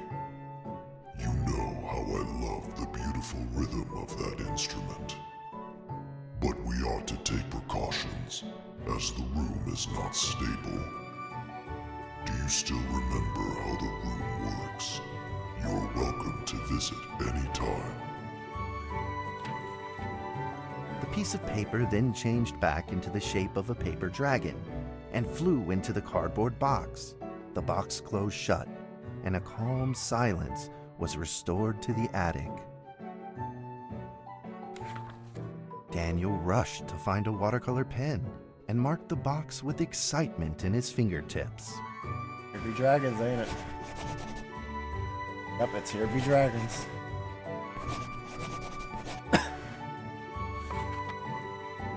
Over the next few days, the paper dragon came out often to play with Daniel. During this time, Daniel introduced many of his friends to the paper dragon.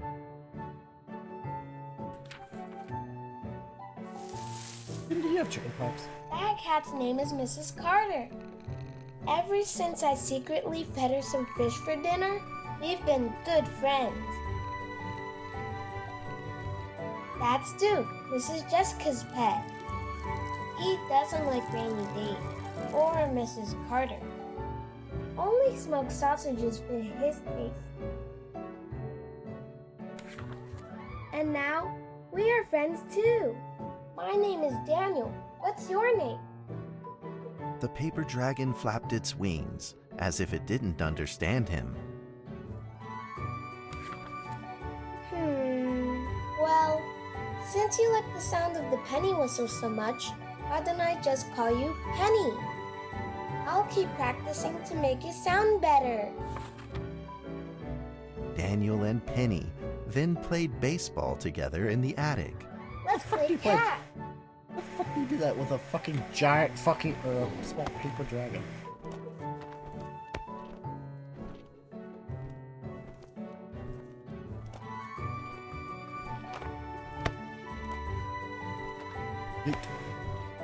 Let's fetch, not catch.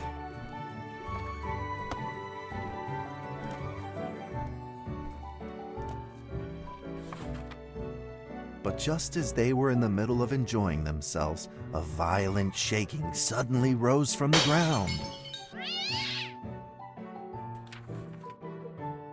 A stubborn earthquake is back at it, folks, and it seems even stronger than last time.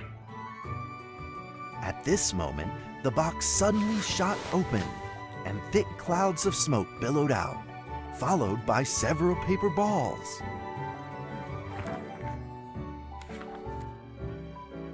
Penny attacked the paper balls without a moment's hesitation and promptly threw them back into the box.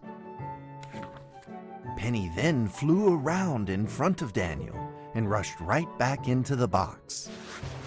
As the box closed, the earthquake stopped. Facing a friend's farewell without a formal goodbye, Daniel felt confused and lost. He moved the box to the center of the attic. Facing it, he practiced his penny whistle, day in and day out.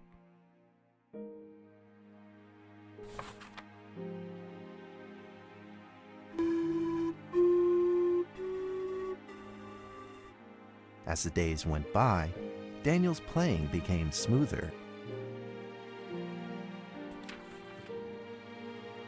One day, the box suddenly began to move. Huh?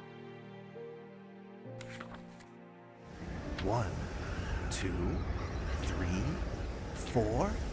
This time there were 4 paper dragons. But they weren't alone. Enemies began to jump out of the box too. Earthquake! Another earthquake! This small attic, the 4 paper dragons fought fiercely against the paper balls. This time, the paper balls used new tactics. They clumped together into a single monstrous ball of paper.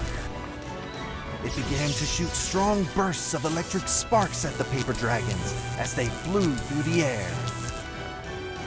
As they were hit, the paper dragons fell from the air, one after the other. Seeing the injured paper dragons, Daniel felt very distressed and anxious. Just then, one of the paper dragons painfully started to fly and gathered the remainder of its power. The paper dragon transformed into a great beam of light and dove straight down to pierce through the monstrous paper ball. And then came another paper dragon. The monstrous paper ball was blasted to bits, exploding into smaller paper balls. Trembling, they struggled to escape back into the box.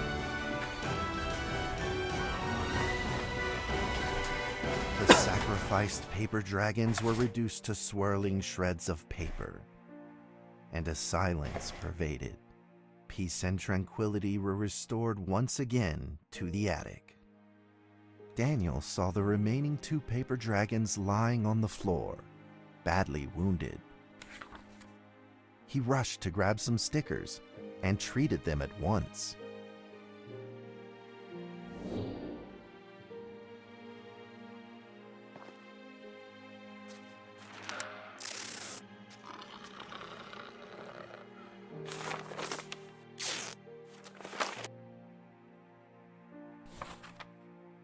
Suddenly, countless paper dragons began to gush from the box. The 2 wounded paper dragons were repaired and began to fly. Like 2 colored threads, they merged with the other dragons, flying in unison. The dragons moved like a tide, flying freely through the attic. Daniel eagerly took out his penny whistle. He showed all his paper dragon friends the results of his hard work and practice.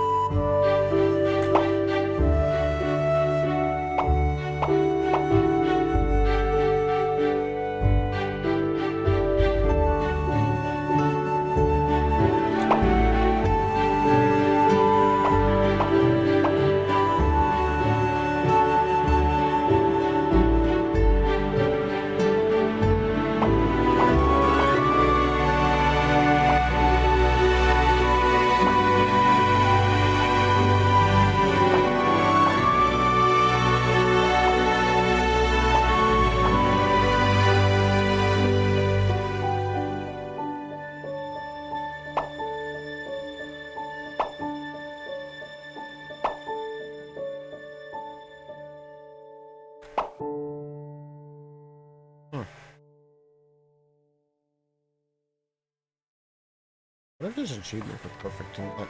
In the sweet melody of his playing, Daniel felt himself enter into the world of dragons.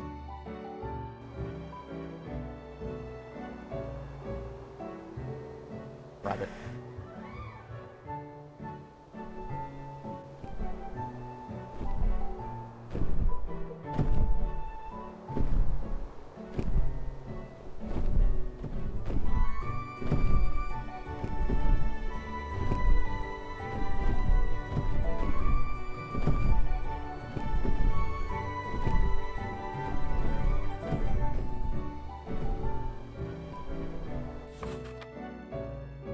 the paper dragons merged into a long letter and floated down towards Daniel to tell their story.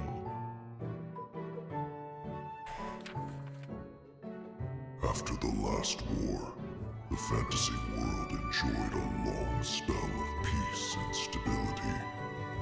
But now, the giants have returned. They have launched ferocious attacks, trying to invade your world through the room. We are prepared to launch the final defense. Then we will have to destroy your room, for it is the last remaining entryway into your world. Please believe this farewell will only be temporary.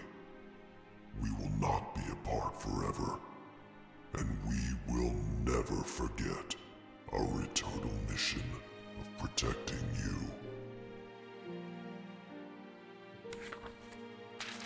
At that moment, the paper dragons flew back into the box. Daniel still couldn't fully understand what the paper dragons had meant, but he had a vague feeling in his heart that he may never see his new friends again.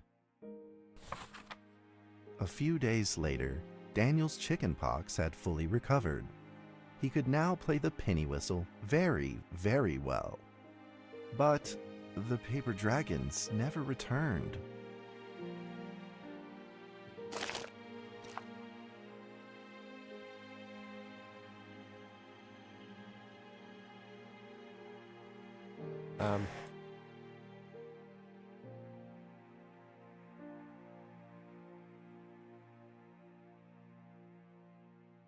Oh. Just wasn't letting me.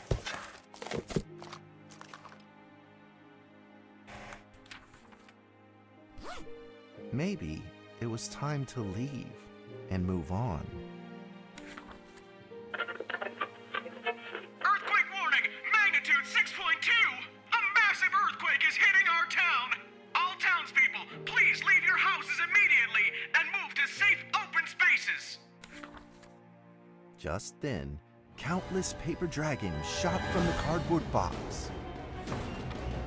However, it seemed like they were under attack, spinning and falling through the air in confusion. What's happening? Daniel quickly grabbed the stickers out from his bag and did his best to heal the injured paper dragons.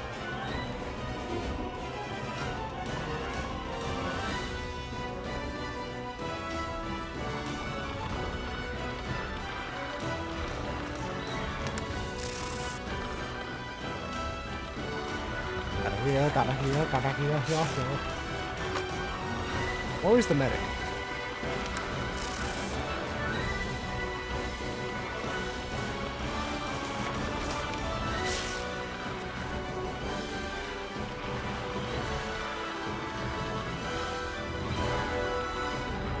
Nope, stepped on one.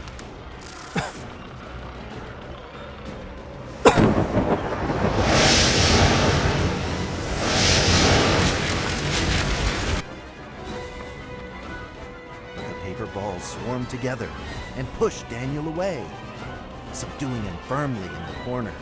He couldn't move. Suddenly, ominous clouds rose from the box, and a violent lightning flashed through the room. The figure of a giant slowly emerged from the thick clouds, and the entire attic became overwhelmed with its evil aura.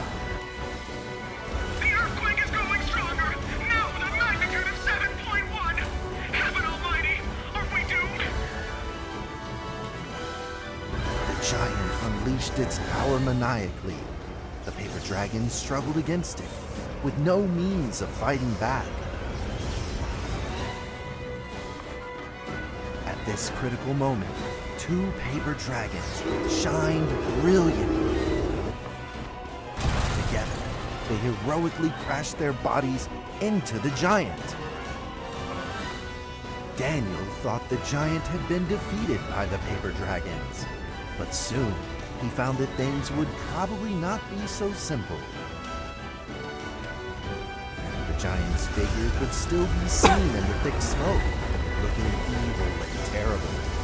The attacks of the paper dragons had had no effect, and the giant had only grown stronger.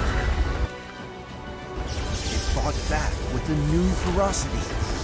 The paper dragons were simply no match for it. The earthquake is growing stronger still!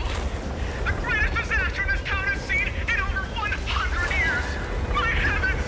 Will this nightmare ever end? Wouldn't his place be destroyed by now? With the paper dragons now all but defeated, Daniel spotted a frail figure in the distance. It was Penny. It flew gently in front of Daniel and affectionately rubbed its head against his fingers, as if this whole crisis had never happened. Daniel felt like Penny was trying to tell him something, but he didn't quite understand what. Penny then left Daniel and soared into the air with a determination in its wings. Suddenly, the other paper dragons seemed to be summoned. They flew through the air, all together in unison, responding to the call without an ounce of hesitation. At that moment, Penny turned into a great red beam and rushed fast towards the giant. The other dragons followed, shining together like a shooting star. At that moment, Daniel seemed to see a real dragon flying. No!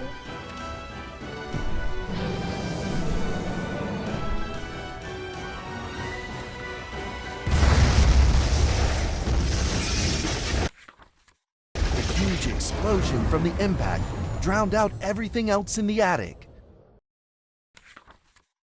The attic rained down with countless pieces of paper, the leftover scraps of the paper dragons. Daniel wanted to collect all of the pieces. He thought he could still fix them.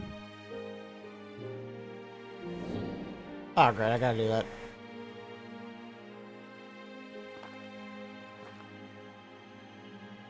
How would you fix them?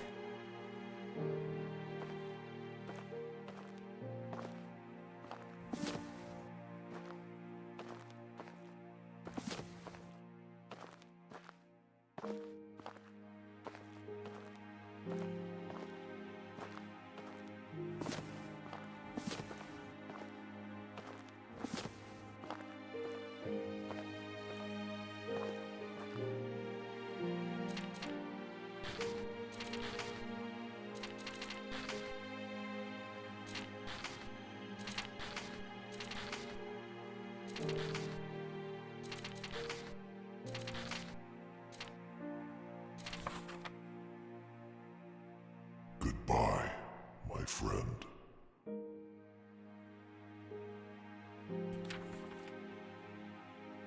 The nightmare is over. The earthquake has stopped. With God's mercy, our town is safe. We thank you, Lord, for your protection.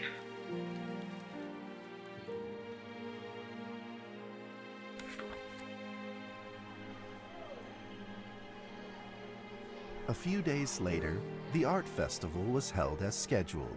Daniel attended the show with his penny whistle. I gotta do it one more time, don't I? And now, Daniel Trevor will perform One second, more Brad pretzels. solo of a song titled Fly With Me.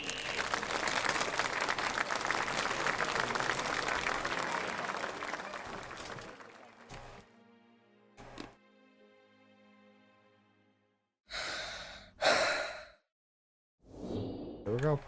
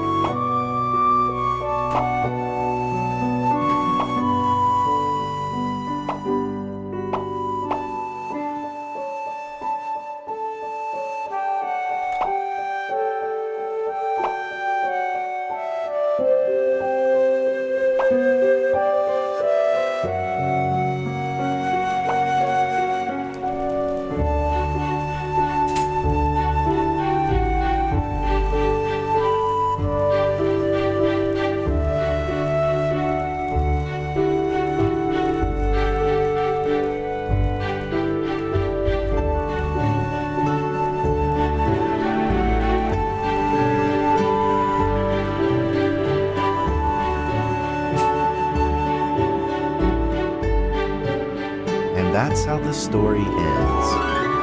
Now, you might be wondering, what happened next? Are there still paper dragons in the world? Well, that's a difficult question to answer. But I believe that they are still protecting us somewhere in this world, just like they promised they would, forever, into eternity. Wasn't the story it turned to Here Were Dragons? Yeah, the achievement, Here Were Dragons.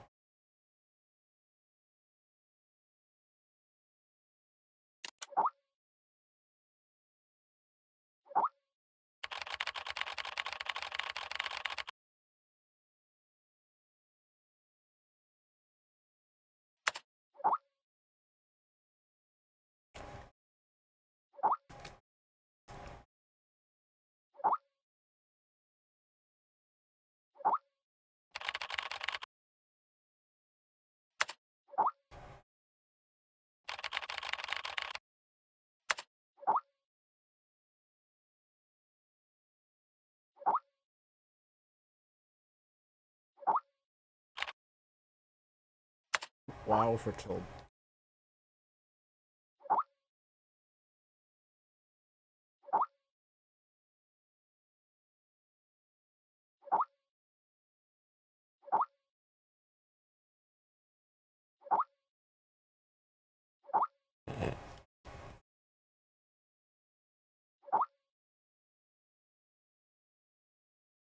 I particularly did not feel like he's the one.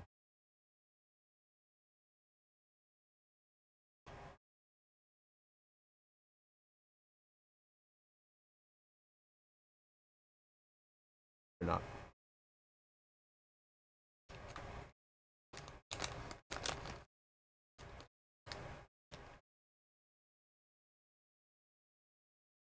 I seem to be trying to keep it back. In fact, I planned on seeing a doctor, but Zoe told me it was local syndrome.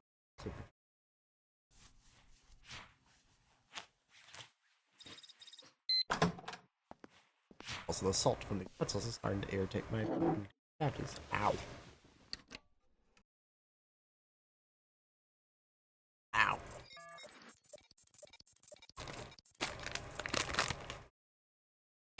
I have enough pretzels for now. Ah.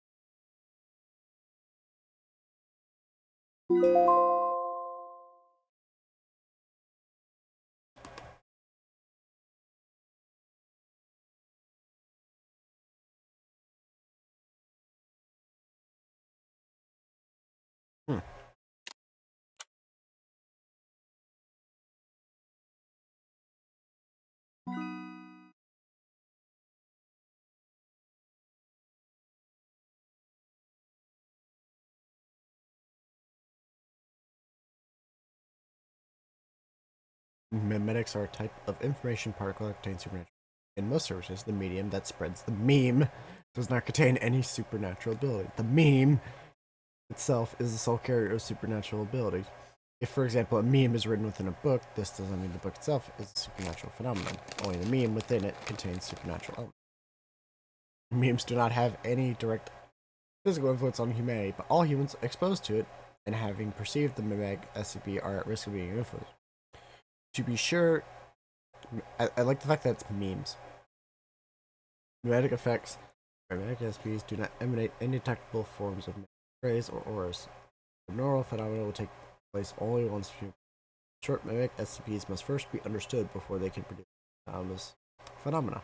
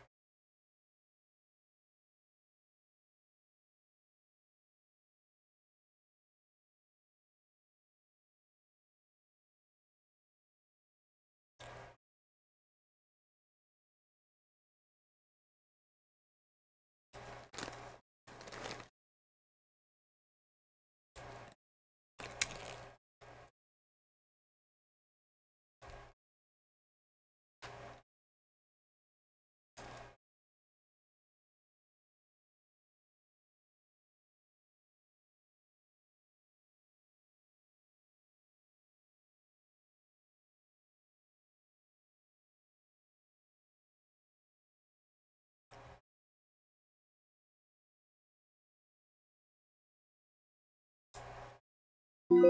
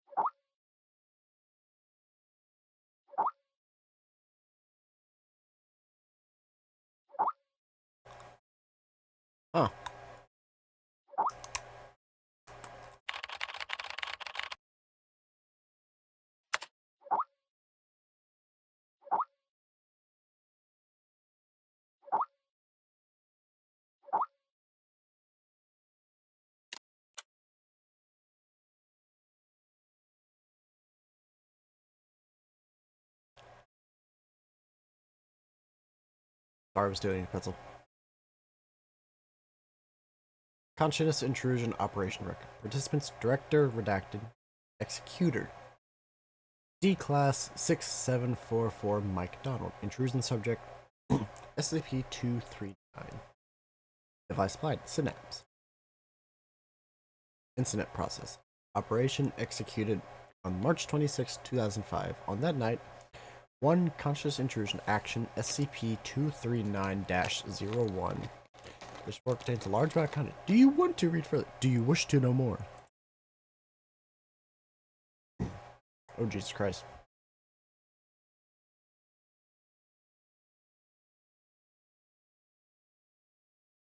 There we go.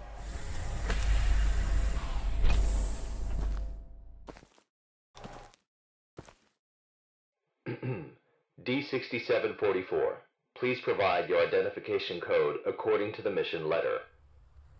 4 and 20 blackbirds. Tell me, Doc, when was the last time this rag on my head was washed?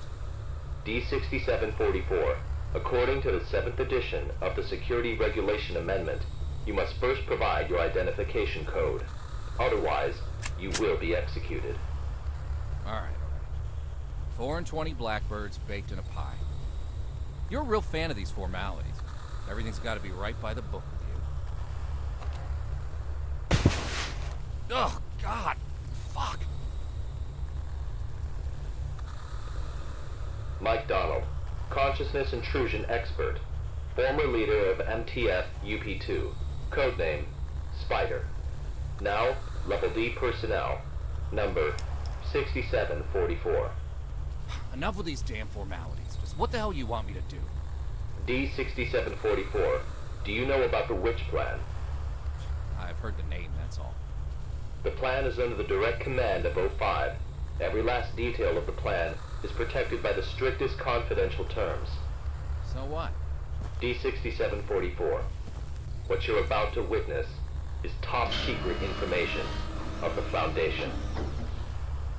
The hell is going on? A few hours ago, something went wrong with the Witch Plan experiment. The energy of the human anomaly, SCP-239, is out of control and has begun diffusing outward, disintegrating everything it touches. You guys seriously never cease to amaze me. SCP-239 is now a ticking time bomb. She could go off at any moment. D6744, I need you to enter the consciousness of SCP-239 to stop this bomb from exploding. The neural key is fully charged and ready to enter the target consciousness space. Begin the program. Consciousness begins to link. Start D6744, we don't have much time. 3, 2, size. Interesting.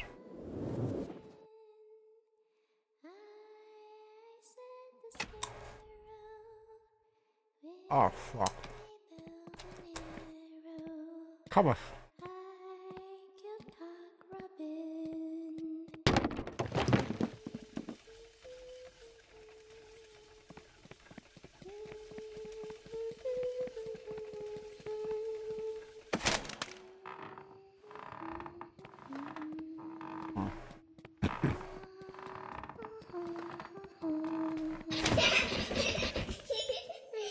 D6744, can you hear me? Son of a bitch! Fuck you!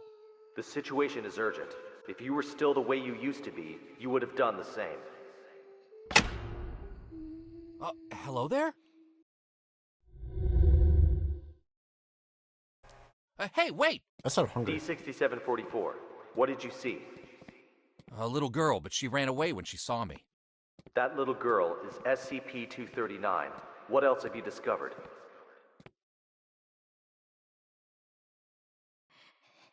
Sorry. I'm sorry. Help me.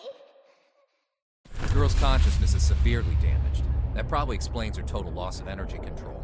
Then how should we proceed?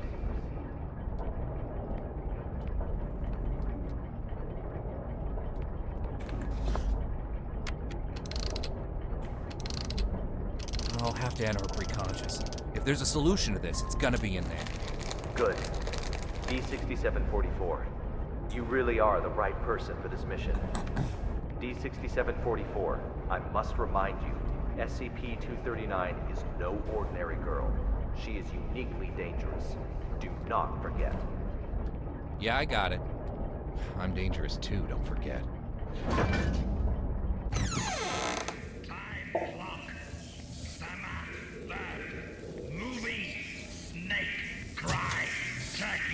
Eagle 16, Eternal Blood, Science, Red, Sleep, Stone Green, Touch, Move, Anxiety, Close Pain, Lust, Zeus, Rainstorm, Whisper, Butterfly, Garden, Activate, Wings, Fan, Passion, French, Resin, Roar, Red, Sleep, Stone Green, Touch.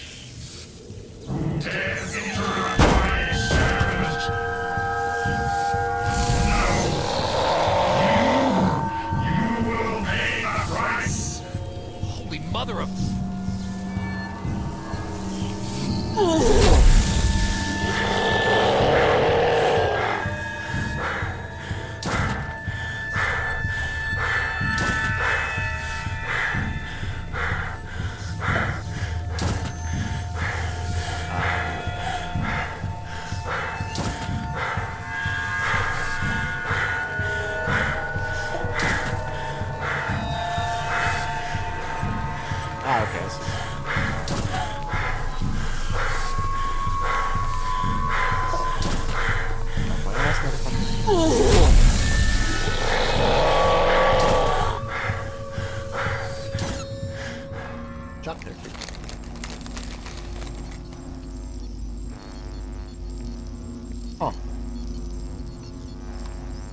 239.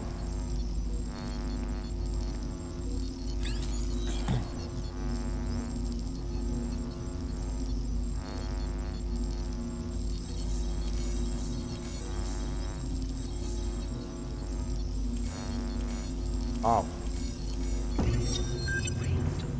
I'm Dr. Pierce. We are now conducting ability control test number 125 of SCP-239. Okay, let us begin. First, set voltage strength at 30 kilovolts. Power on. SCP-239. Move the target object to the designated location.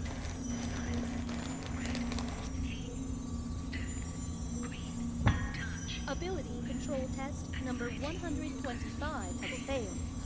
The voltage intensity must be insufficient. I'll need a new test site, along with new equipment that can handle a greater voltage load. Oh.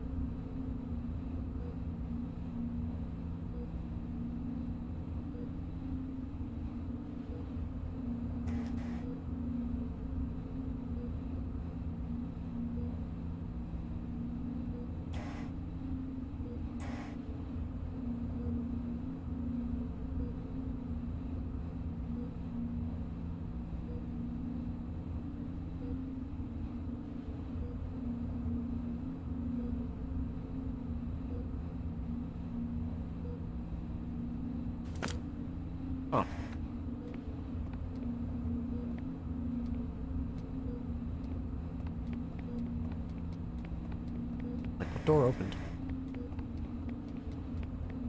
Also, I realized in the first area, I didn't even get all the notes.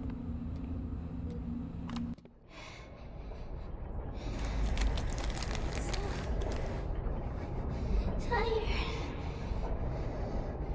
Sleep.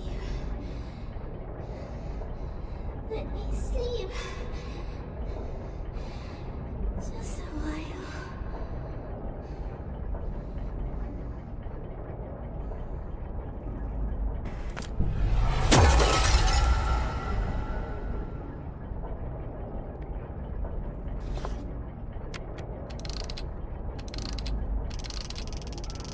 Bird's Nest calling D6744. Do you copy? Copy. The energy of SCP-239 is still diffusing outward. What's your situation? Situation's more complicated than I thought. I'm gonna need more time. Be quick about it. I got it. Quit rushing me.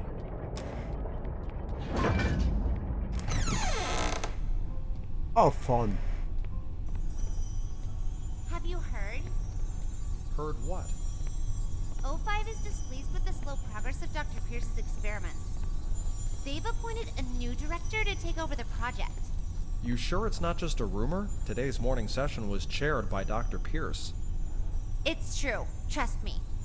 If I'm being honest, I don't really like Dr. Pierce.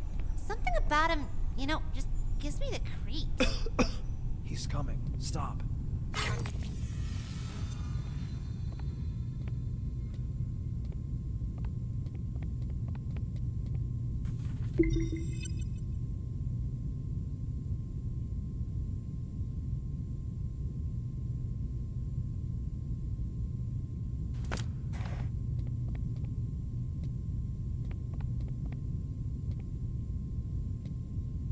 That door's electrified.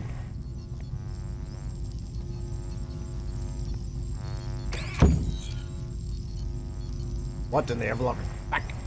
Oop. Oop, oop, oop, oop, oop, oop. Okay. Also, I just realized it was literally giving me a guide. No, fuck that. How are the preparations for the experiment coming along? Equipment's been checked. Everything is ready. Good. Anything to be aware of? Sam went to the counseling room after yesterday's experiment. Give him an injection of amnestic agent, and let Arthur take his place.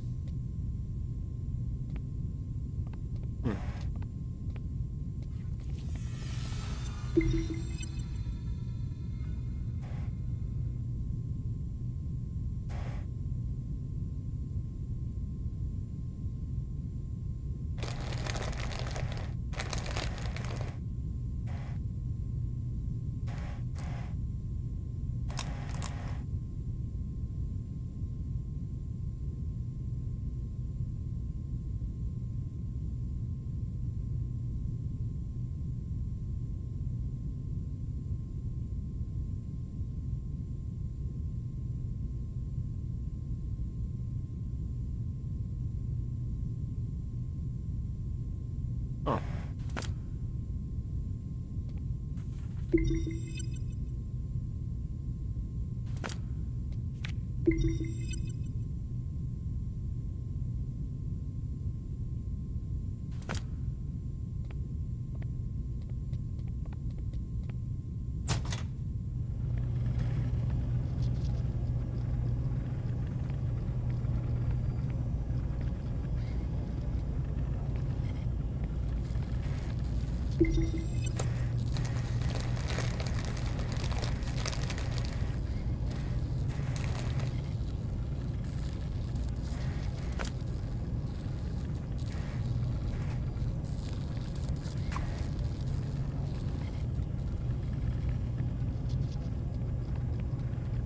Ow. Try again. Set voltage strength to 250 kilovolts. Car? Dr. Pierce, the heart rate of SCP-239 has now exceeded 160. Her physiological indicators are quickly approaching their limit. Perhaps we should consider pausing for a while. Continue. Pressurize. Set to 250 kilovolts. Go. Now. SCP-239. Pay close attention to my instructions. Crush that car in front of you.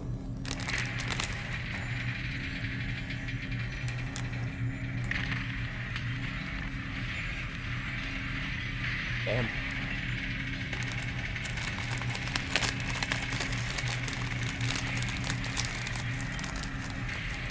There's the crushing of it. What's the meaning of this? Sean Pierce. Long time, Sean. What's it been? 7 years? I've got no time to play catch-up with you. Not a great first impression you're leaving either. Barging into my lab and interfering with my experiments. According to Foundation security regulations, I could have you detained, you know. Still the same old temper. You haven't changed one bit, Sean. Well, if you want to talk business, then let's talk business. You should have a look at this first. This is... No. No. This is O5's mandate. Effective immediately. Witch plan and all SCP-239 experiments will be led by me. No, that's... No! This is a mistake! It's not possible! Don't take it personal, Sean. The simple fact is that the development of SCP-239 is moving too slow. They want a more ambitious approach. A new process, if you will. A new process? What new process? Just what do you know about process?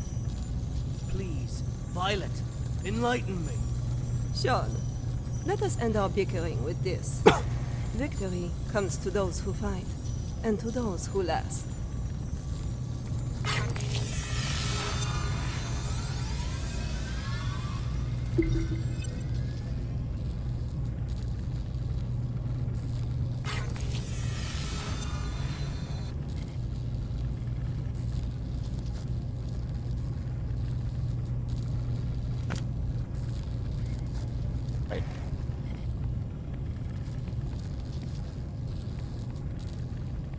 Get out of here. Oh.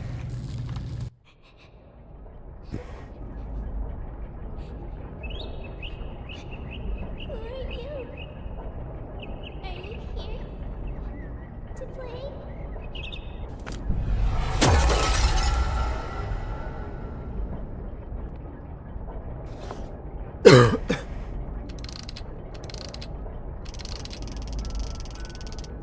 Bird's Nest, do you copy? Copy, loud and clear. Just what exactly is Witch Plan? That's not your concern. Focus on the mission at hand. Stop the spread of energy diffusion released by SCP-239, and do it quick. Yeah, sure.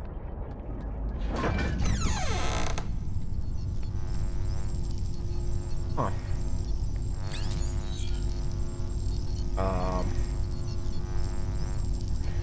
Yep. What's up? Yep.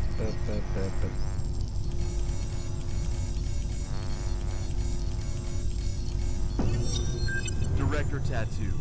The storybooks and toys we ordered have arrived at C3 Warehouse. Good. How's the containment room remodeling coming along? The bed and daily necessities are all in place. The demolition of the ARB potential development plan will be completed next. Good and good. Now, how about the formal meeting with our little princess? The fuck?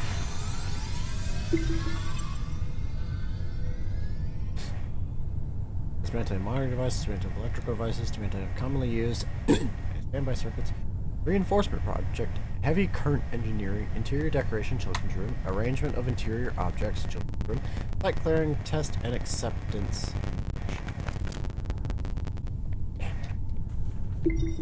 For your child's true potential, Martin Ross.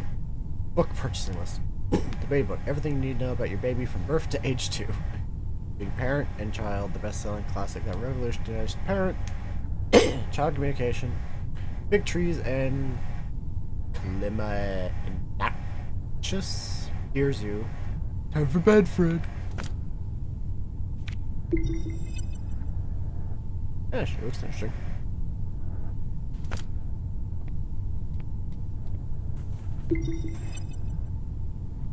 Pierce's endeavor must be to develop free human beings who are able of themselves to impart purpose and direction in their lives. 1 second. Understanding your child's inner turmoil provides an emotional mirror that helps them in themselves. By allowing them to feel recognized, to feel that their views and ideals are valued, you build up their self-esteem.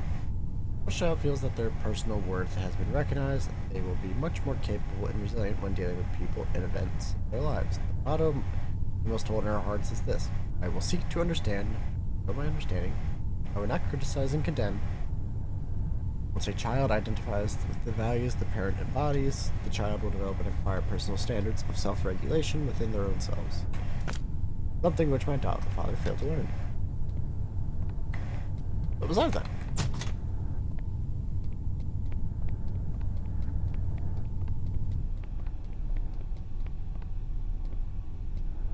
wasn't there 3?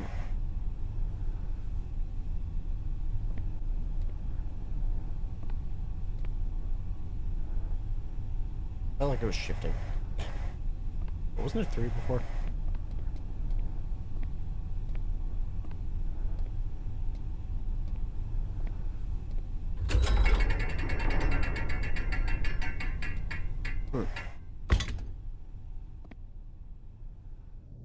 Telekill headgear. Hello there! Hold on a second. I'm not gonna hurt you. God damn it. Are you having nightmares? Monsters. Monsters. Scared. Scared. When you feel scared, just close your eyes. Imagine something beautiful, and those terrible things will disappear. Who are you? My name is Violet Tattoo. You can just call me Violet. I will take care of you from now on. No one will hurt you ever again.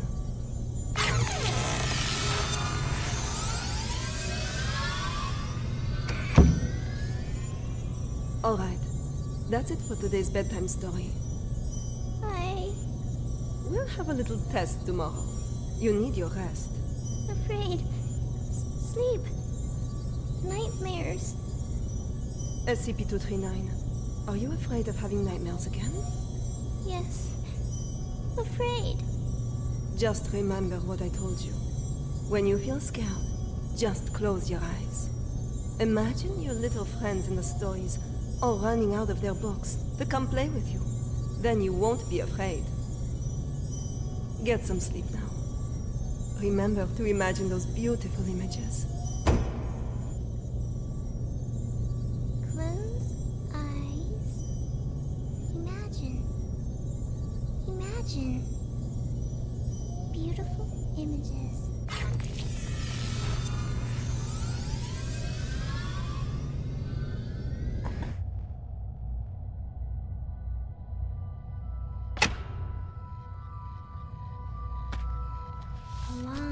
Long time ago, there was a robin.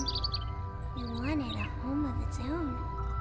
But what should a home look like? It decided to ask other animals. Huh. I thought Sesame printing, but not actually.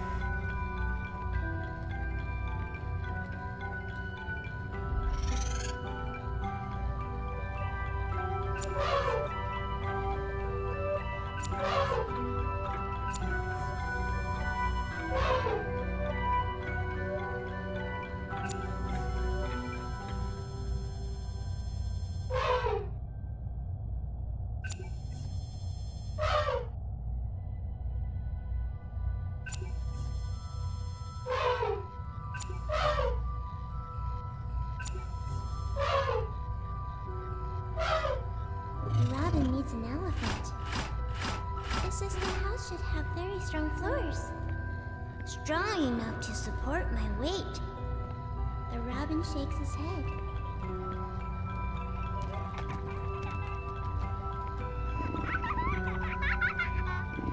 The cheetah stops its hunting.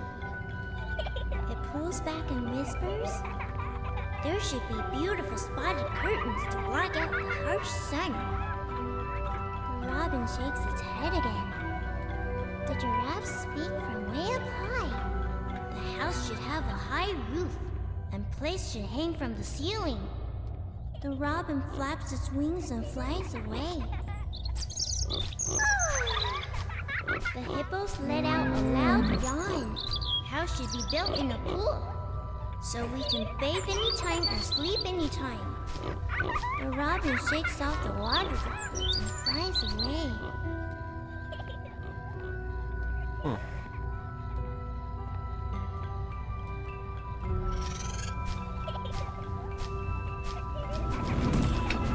Am I playing Flappy Bird? I'm playing Flappy Bird.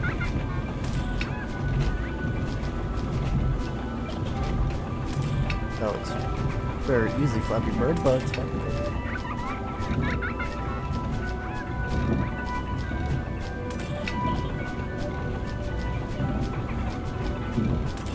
For a pretty simple game, it's actually kind of interesting.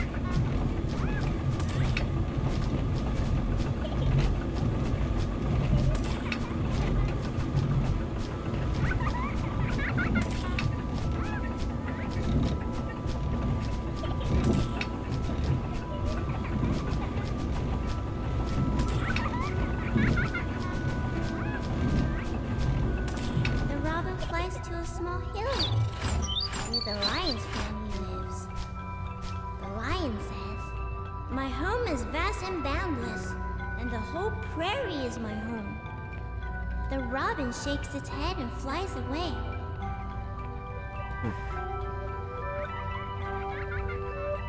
It flies and flies, and finally it lands on the back of a rhinoceros. The rhinoceros says, "Everyone travels with all sorts of strange questions inside, but after traveling far and long enough, the answer that everyone finds is that the truth is not far, for it lays within our very hearts. Robin, what kind of home do you want?" The robin says, "The home I want is..." SCP-239, what are you doing? What's going on here? What's happening?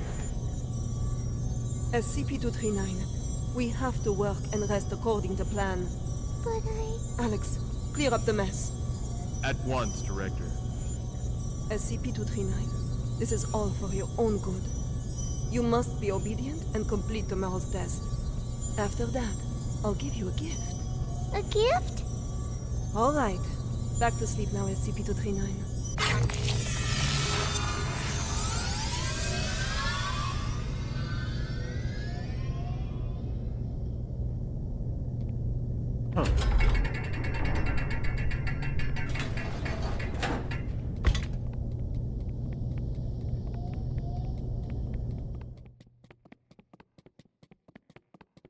Yes, wooden elevator.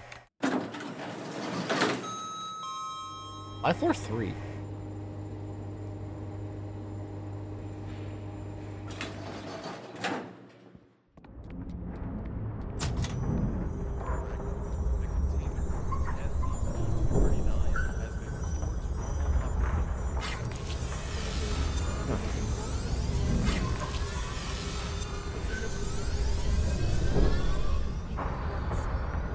The formal presentation is next week.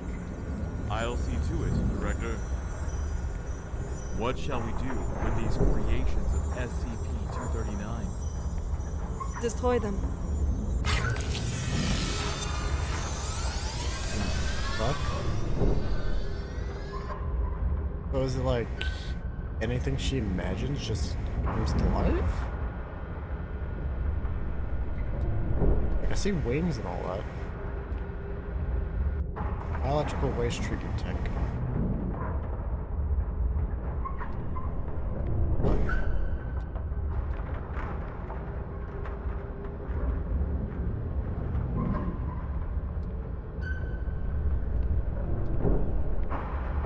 Oh, a bird. Oh, there's something around.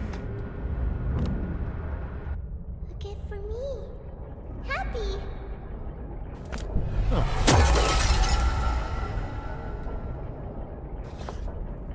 She can create things. using energy.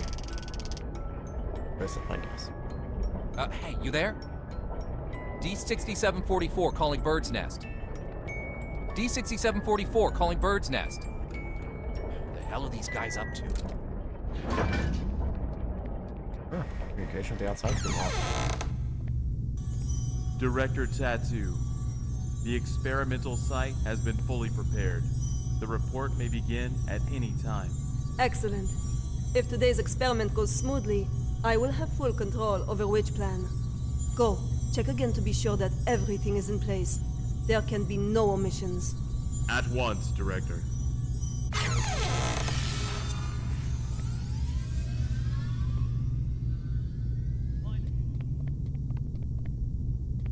Oh. I've got to have a word with you. Just one quick moment. Dr. Pierce, as you can see, I'm very busy at the moment. We'll be presenting Witch Plan's progress to the O5 Council shortly. Right, yes, that's just it. Listen, SCP-239's abilities are greater than you could ever imagine. She is infinitely more powerful now than when she was born. Your experimental procedures lack the proper controls. Any mistake, no matter how minuscule, could have irreversible consequences. Dr. Pierce, let us not forget that it was your previous missteps that caused us to miss the ideal incubation period for SCP-239. If we don't cultivate her using my method, the window of opportunity will be closed for good. But listen, if you go about it using your method, you will repeat the accident that happened 7 years ago. You do remember, don't you? Heisenberg, Freeman, Claire? Enough, Sean. Don't you dare bring up their names. Sean, the progress of civilization has always come with sacrifices. You don't get one without the other. To have the chance to harness the abilities of SCP-239, no price is too great. Violet, you are playing with fire. Dr. Pierce, it's time. I suggest you go to the first floor to get front row seats to civilization's next leap of progress. Violet! Listen to me! Violet! Somebody's about to fuck up.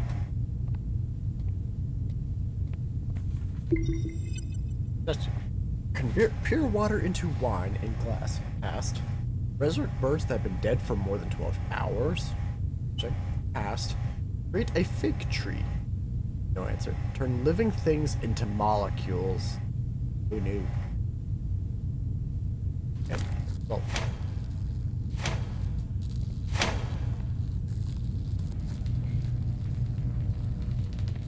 I am Violet Tattoo, and this is the meter test part 1. SCP-239. Do you remember our friend here? The little robin with the pretty feathers? Can you make it come out and play with us? Okay.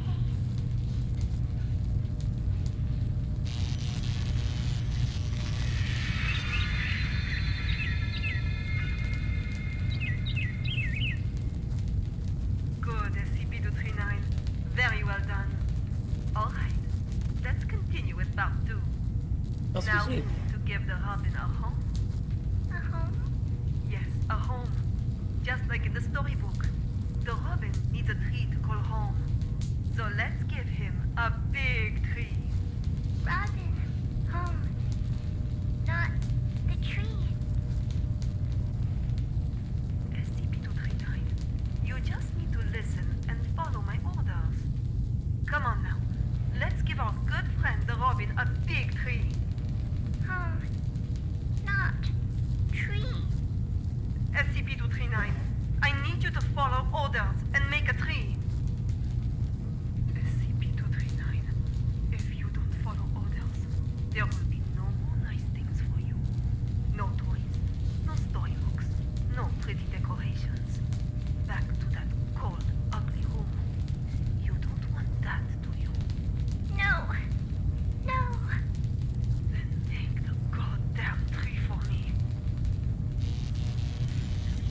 Everyone, no need to panic. This is all standard. SCP-239 will have a slight effect on the current when using her abilities.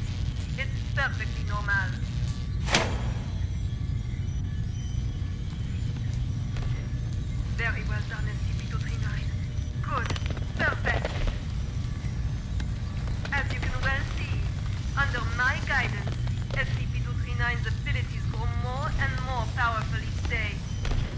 Over time, we will expand the experimental content, and we will see even more advancements.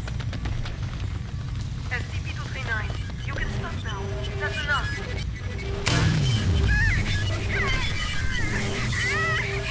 Stop it, SCP-239. That's an order. Stop now.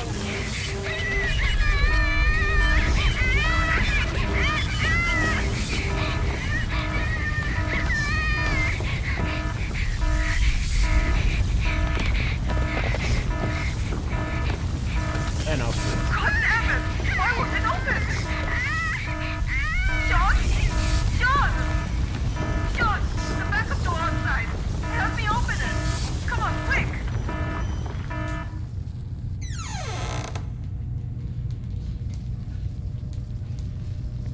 Interesting. No, you're wondering. Which plane? For a long time now, new and ever more threatening SCPs have been emerging in every corner of the world. The Foundation has gone to great lengths to create more containment spaces to effectively contain it. However, the traditional methods of containment have proven unable to keep pace with the growing demands and crisis levels. In response to the urgency of the situation, O5 Council instated a new containment approach in July 2002. Rather than physical containment, the new approach seeks to harness SCP-239's reality distortion ability to contain other SCPs. The approach has been given the code name Witch Plan. At 2100 hours, October 22nd, 1998, a baby girl was born at Amrita Hospital in the southern suburbs of Little Rock, Arkansas. Her birth caused a great distortion of the space surrounding the hospital. LEGO 14 Black Honey Badger, the Foundation's mobile task force, rushed to the scene to contain the subject. The operation was successful but costly, with 14 agents killed and 2 seriously injured. Oof. In March 2000, Redacted of the O5 Council put forward a plan of containing SCPs using 239's reality distortion abilities, with 293 at the core of the development concept. In July 2000, the plan was approved and codenamed Witch Plan in internal files. Intro Foundation list: John Pierce, Olsenberg, F. Musk, Violet Tato, Raymond Hom.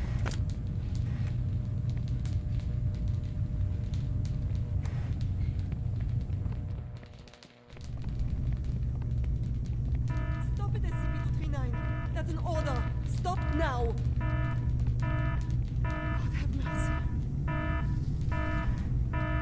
God damn it! Why won't it open? Sean? Sean! Sean! The backup door outside! Help me open it! Come on, quick! Violet, I told you you were playing with fire. Cut the bullshit and let me out! She's lost her mind! What are you doing? Open it! Open the damn thing! No. No, Violet. I can't. What? What do you mean? SCP-239 is out of control. Why would I open the gate? What the fuck are you saying? Open it! You're right, Violet. Victory comes to those who fight, and to those who last. You're talking crazy, Sean! This is not that! Open the fucking thing! An accident of this magnitude! It's just what I need to prove myself. Sean! Sean, don't think like that! We can work together! We'll do it your way! Your rules, your method! Whatever you want! Or we'll do... I know! I'll quit! I'll resign! Which plan is all yours? I will use these learnings to improve the plan and equipment. I've never been so certain of success. No, Sean. Let's not think like that. Let's talk things through. You have proven invaluable, Violet. You will not die in vain. No, Sean, no. No, you fuck. You fucking Sean. I quit. Sean, you should... Ah!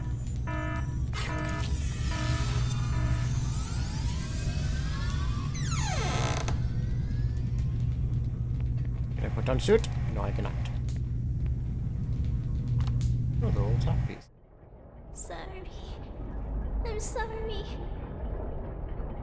Aren't I missing one? I'm still missing one. Ah, last run.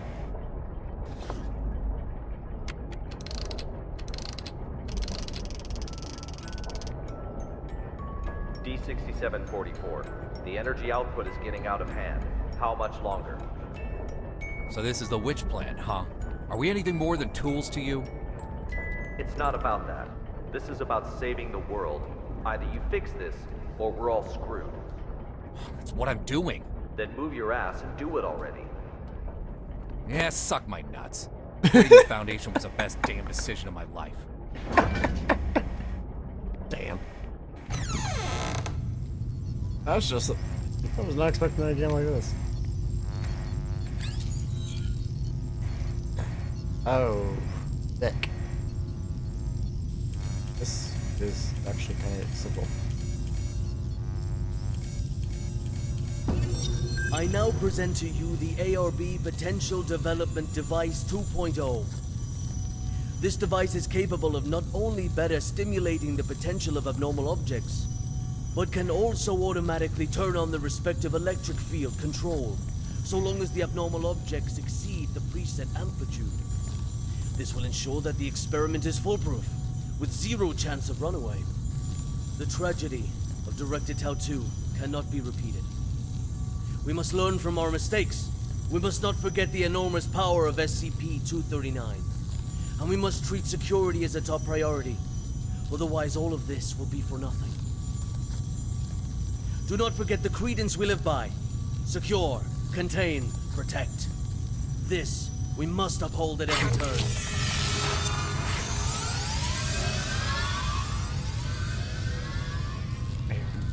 In 2 locations.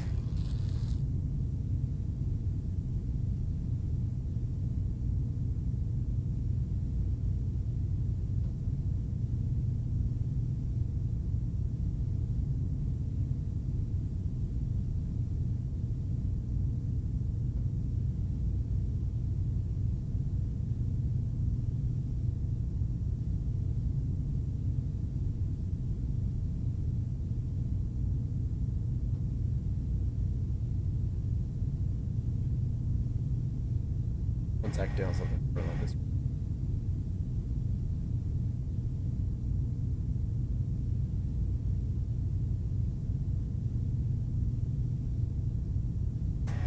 Okay.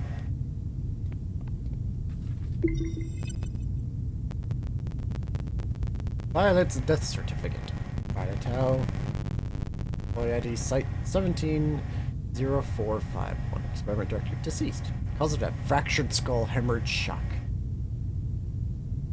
Amelia Joe 0172390034. Experiment assistant deceased. Cause of death: progressive cervical hematoma. That sounds painful. Lab 3003, Sector Site 17-3. Used for the experiment was severely damaged. Special equipment storage room, 6th floor above Lab 3003, was also severely damaged. All damaged equipment was removed after the accident.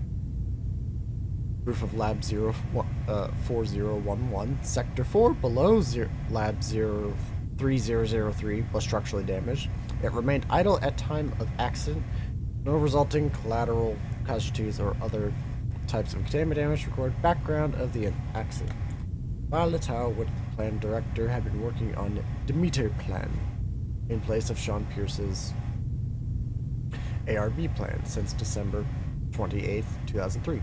Demeter's plan's first public test at Site 17 Demeter was identified as the cause of the accident. Cause of accident: loss of control of SCP-239's abilities was the direct cause of the accident. According to the investigators, prior to the accident, no telekill headgear devices were installed around the experimental subject. SCP-239. Director Tau did not initiate any contingency plans at time of accident. The investigation team holds that there were design defects in the control variables surrounding the design of the Demeter plan because Director Violet Tau, I'm just gonna call her Tau, could not effectively quantify the project controls. She assumes primary responsibility for the cause of the accident. Follow-up actions. Development of the Witch Plan will be delayed as a result of the accident. Dr. Redacted, who provided referral for Violet, will be held jointly liable for the resulting accident. Type 1 Accident Investigation Team of the Foundation. Investigators redacted. Sean's reinstatement certificate. After deliberation, the O5 Council has decided to reinstate Dr. Sean Pierce as the principal investigator and development leader of B3 Authority for the SCP-239 project. The ARB plan has been approved and authorized by the Council, and relevant work shall be carried out according to the set schedule. Authorization is effective immediately. Ooh, more stuff. 01 activation, simulation of high pulse voltage, 02 direction, interference of auditory guidance, 03 controllable, inhibit free will. Interesting. According to the experimental records from the early stages of the ARB project, it has been confirmed that the reality distortion abilities of 239 are proportionate to the pulse voltage when stimulated by certain words. Application for use. ARB2 pulse alternating voltage room. The ultra high pulse voltage it generates 600,000 to 950,000 volts. Ow. Can more effectively promote the advancement of the project. Expected period 3 months. No.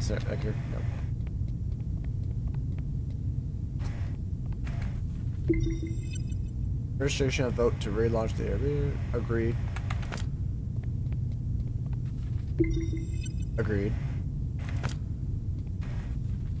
Agreed. Abstain. Interesting. I'm sorry. Hi, hello. It's okay. I just want to talk. No. Stay away. What happened? It's not your fault. Away! Oh, shit. You will all die. Die. You will all die. That does not sound good.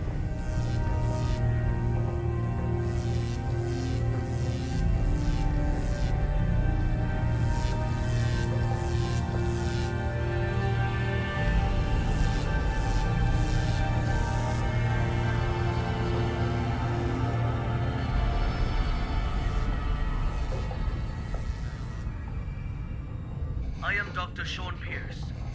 December 25th, 2005. 1630 hours. This is the first experiment of ARB Plan 2.0. That is way too much stuff, right? SCP-239. We will repeat the previous tests first. Experiment 1. Strength test.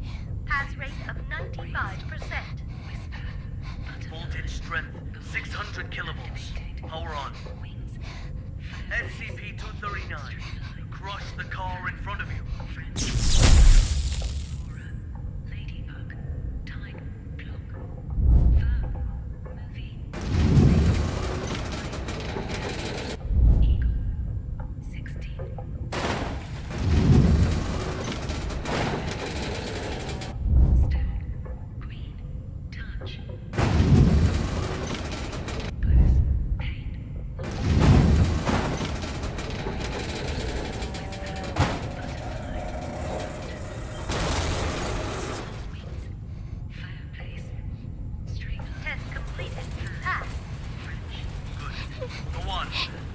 Experiment 2. Control test. Pass rate of 87%. Voltage strength 700 kilovolts. Power on. SCP-239. Put the fragments on the ground back together.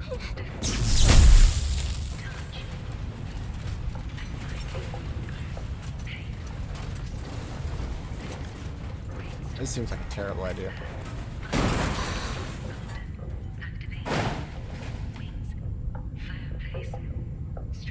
Test completed. Pass. How's that a test completed? I thought my literally back there. Experiment 3. Creation test. Pass rate indeterminate. Voltage strength 800 kilovolts. Power on. SCP-239. Reassemble this junk into a truck. A real, operational truck. Not some fancy replica. Very well done. Amazing. Move on. Same truck, huh?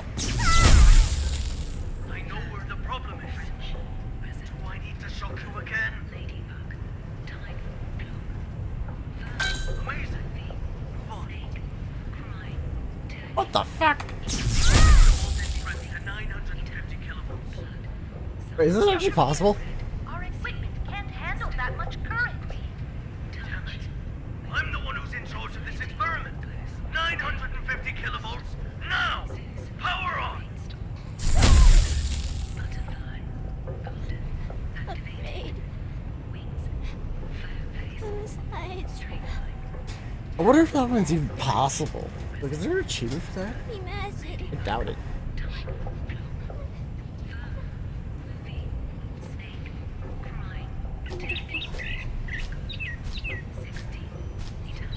Beautiful. Images. What the hell is this? Damn it! Stop trying to play violent tricks on me! I know how to deal with your useless imagination. Increase the voltage strength to 1,000 kilovolts! Dr. Pierce, the current has breached the security threshold. If left to overload, the device could explode at any moment. Get the hell out of here!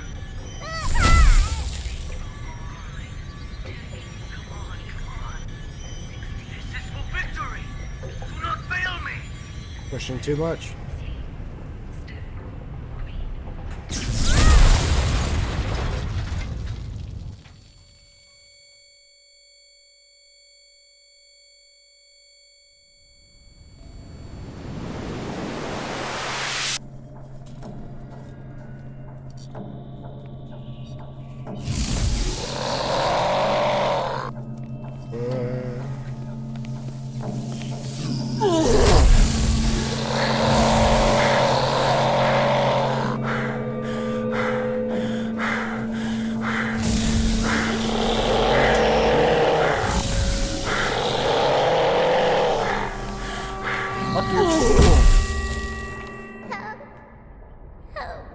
Hey, didn't die in mirror maze. Walk with dainty step. Yeah, run like hell.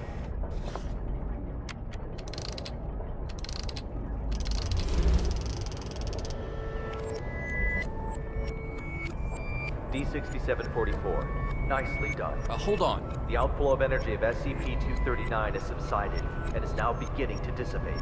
We have regained control. Just hold on. Again, a job well done. The synapse is now ready to be disconnected. Can you just hold the fuck on and listen for a damn change? What's the matter? The problem hasn't yet been solved. She's still lost deep in her mental anguish. That's not our concern. The crisis has been averted. Innumerable lives have been saved. Your mission is complete. My mission's not complete until she is stable. Compassion in times of desperation leads only to the destruction of yourself. 3 minutes. You owe me that much. For all this you owe me. I can enter her subconscious and fix this. 3 minutes. Very well. I'll disconnect the synapse in 3 minutes. If you're not back, then so be it. I will show no compassion.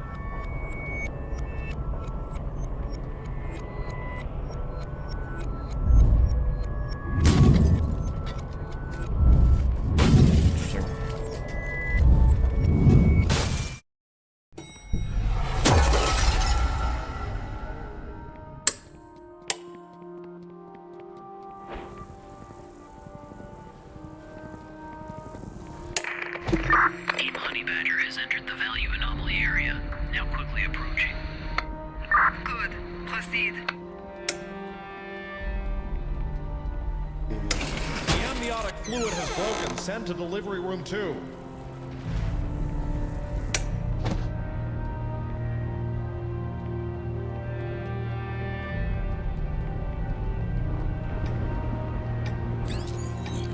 Oh, the hell.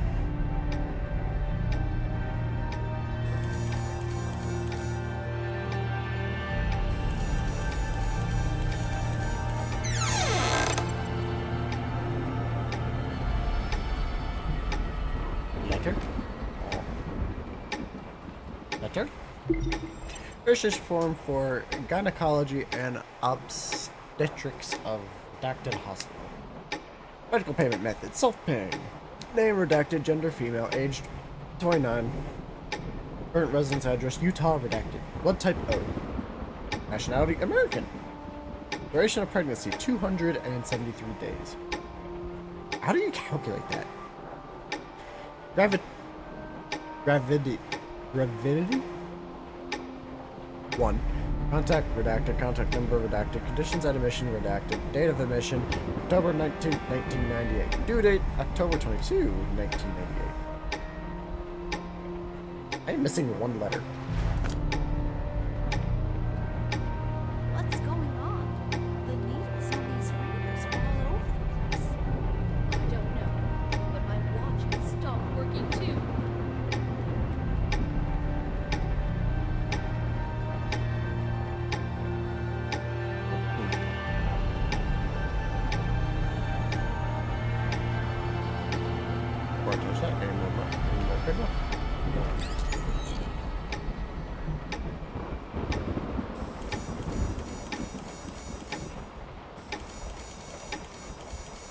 Maternal dystocia, profuse bleeding. Send to operating room now. Just the scream.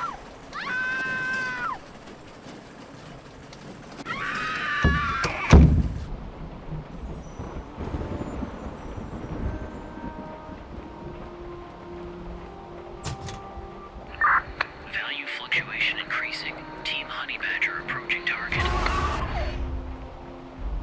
Let's pay attention to that. I didn't even see what the fuck that was. Heart rate 100. Blood pressure normal. Hemostat, gauze.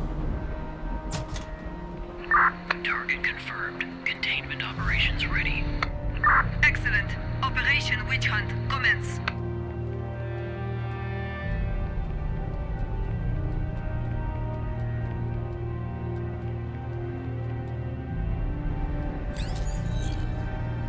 Oh, they had a blue now. Oh, I see how it is.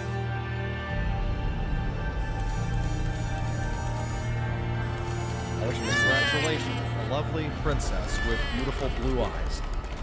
Have you thought of a good name for her? She is my little angel.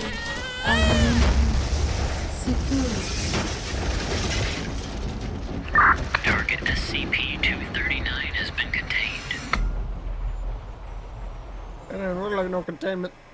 SCP-239! SCP-239! SCP-239!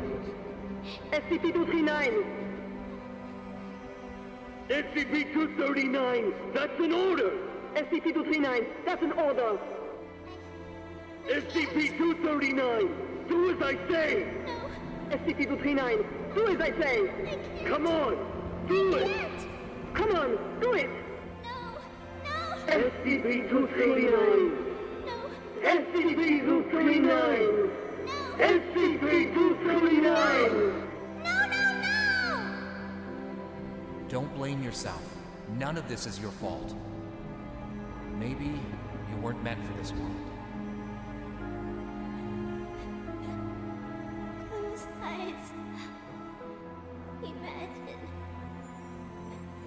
Imagine. Beautiful images.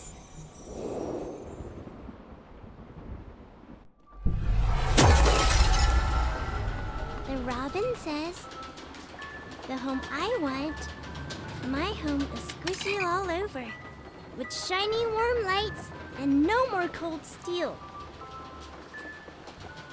Filled all the way with beautiful star stickers. And colorful lights everywhere. Everywhere! Perfect for Christmas time. Everywhere I go, they twinkle, twinkle like little eyes. So many good books. Good with the cutest animals inside. They only say nice things to me. They always want to chat with me. So many beautiful decorations. Oh, here be dragons. A soft bed, mountains of toys. I can play all day, anywhere I want. I'll have my favorite toy, a beautiful carousel. I'll ride and ride, and it will take me anywhere. There, I will not be yelled at. I will not be punished. I can sing as much as I like. I hope so much to live here forever. My home. Seguros' home.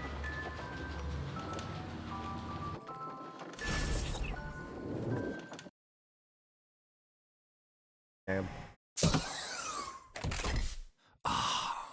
Oh, my head. Take a deep breath. Just some minor side effects from the force disconnection. She's not coming back. What? In the end, she chose to shut off her subconscious. She'll sleep forever, like a plant. Maybe that's for the best.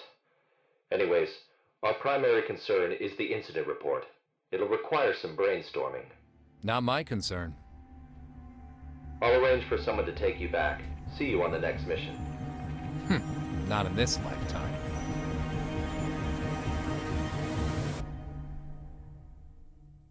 Huh.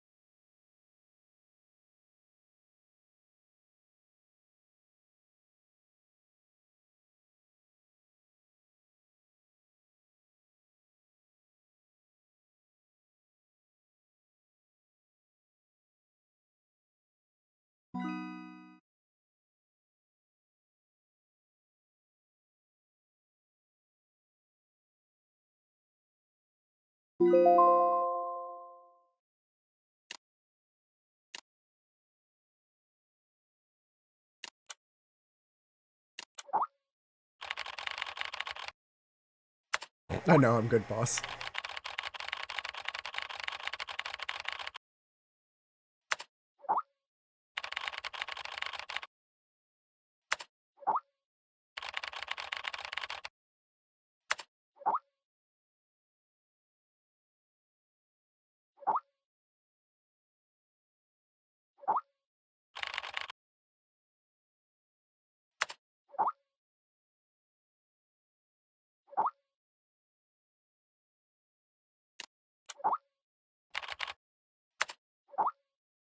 That's not a good thing.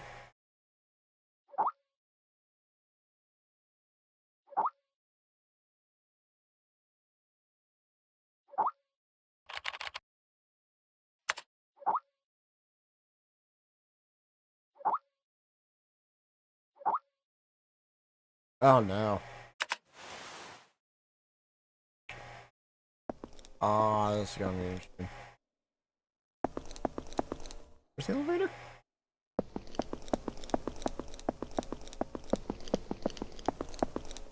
Not this way. I wonder if I'm recording. Let me check real quick. Oh, only 3.5 hours. Make sure. Okay, everything is still recording correctly. Good. I have no idea how loud the audio is going to be. Elevator, elevator. I'm gonna guess this way based on that. Ah, elevator.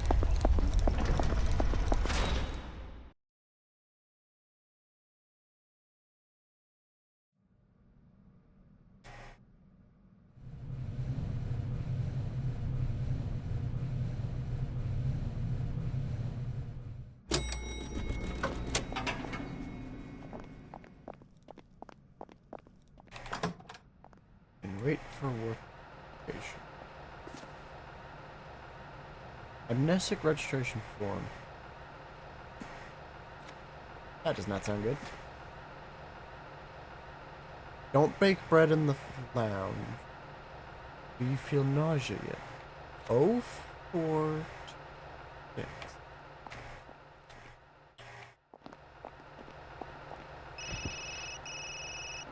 Oh. Oh. Carl, you'll have to follow my instructions. Do exactly as I say. There is an access card on the desk.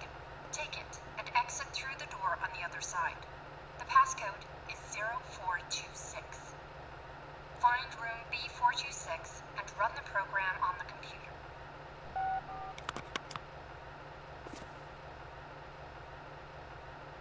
Huh.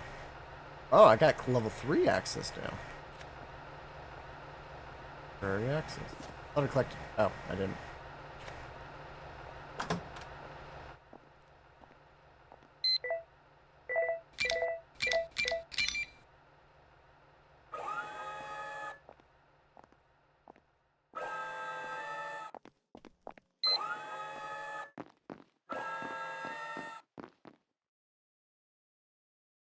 Oh, 426.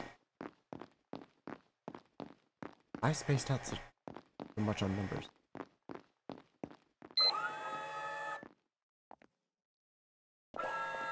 Ah, this does not look good.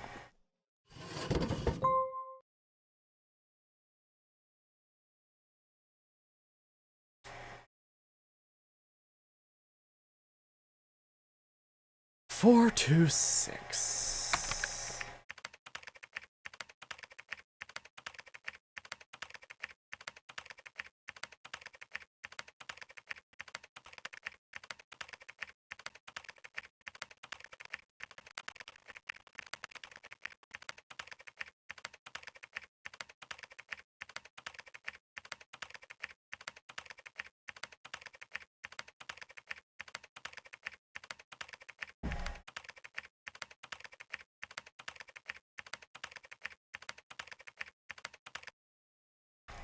Confirm.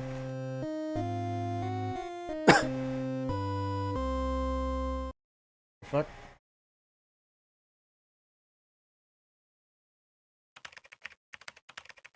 What the fuck? This looks like Papers, Please.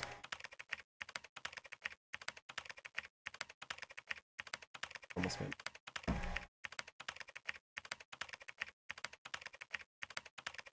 Chimney.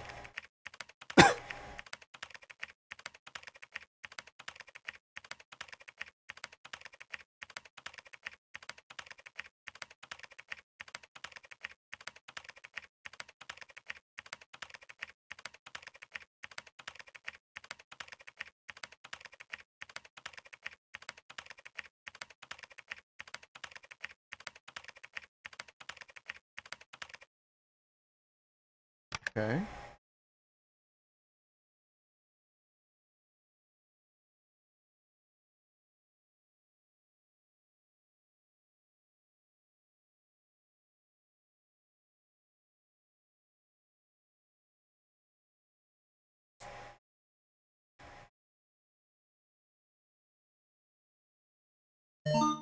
What the fuck?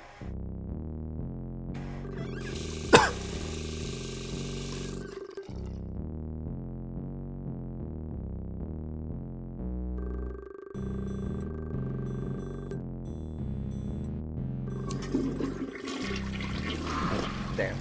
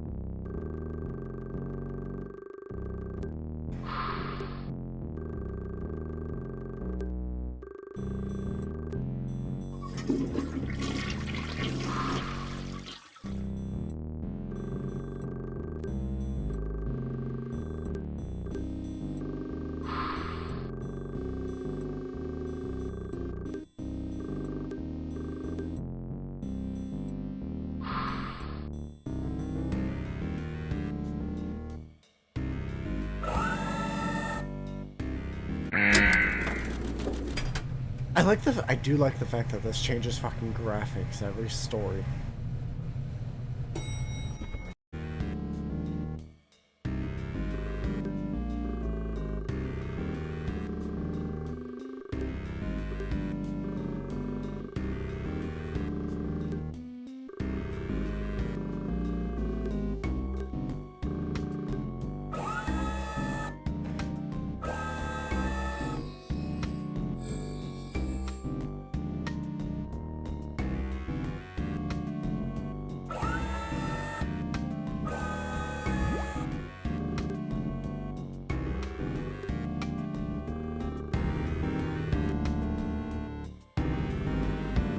Yeah, I might just start reading this because these things aren't that long. There's a room on the bottom floor. You just enter the room and observe the object on the table. Come back and report your findings once you've completed the observation. Do you understand? SCP down. It's just full of fucking freaks.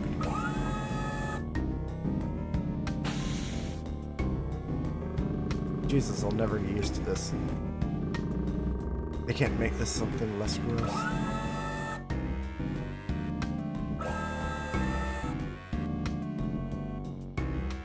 Interesting, the camera's actually, changed. What the dust? Are you kidding me? Yo, doctor, hello? Can you hear me? There's nothing wrong, right?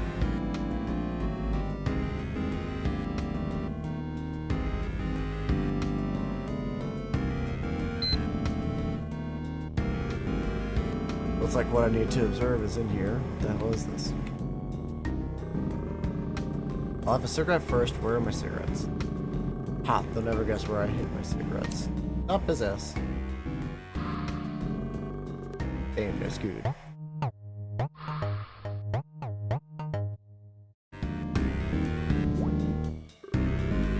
You can start reporting.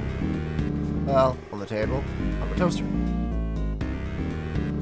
I'm about 7 inches wide and 6 inches tall, and I'm made of stainless steel. Anything else? What else? I'm not sure what else you want me to say. Anything else? I'm not sure what else you want me to say. I'm a toaster. Put bread in my slot, and I'll make a perfect fucking piece of toast. Good. You can go back to your room now. Good. What did I just say? Interesting.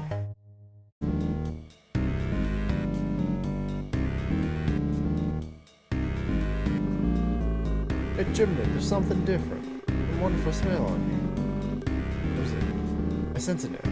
You're going to experience a new life. A different kind of existence. Shit, that sounds fucked up, man. You've changed. You are no longer bound by limitations. There's no beginning and no end.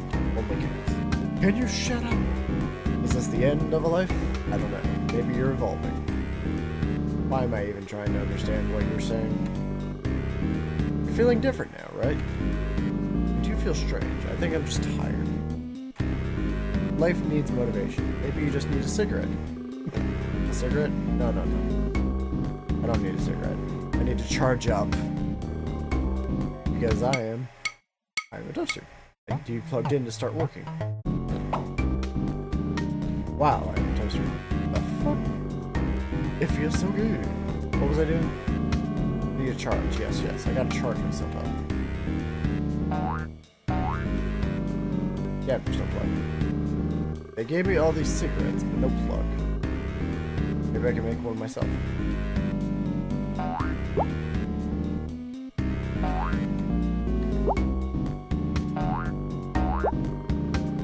They figure out how to make a plug.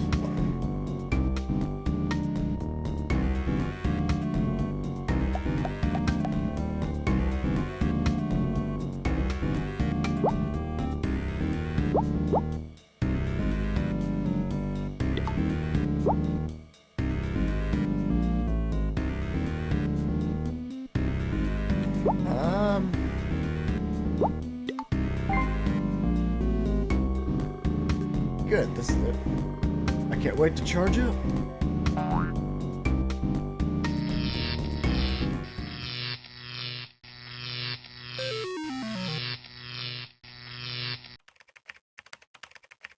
Test report.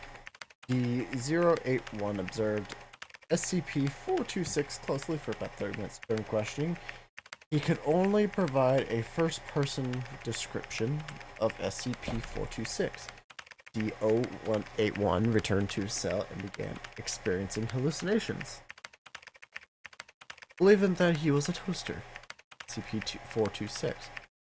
The 081 died of electrocution after plugging in a self-made metal object into a socket, because he felt that he required charging.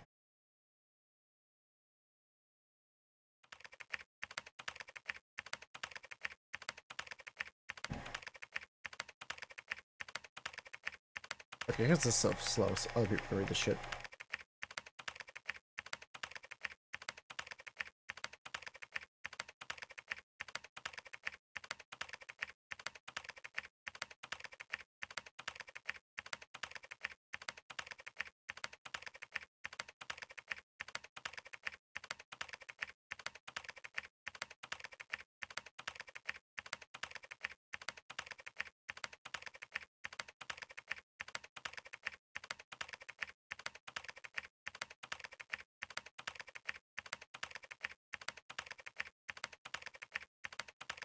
Damn.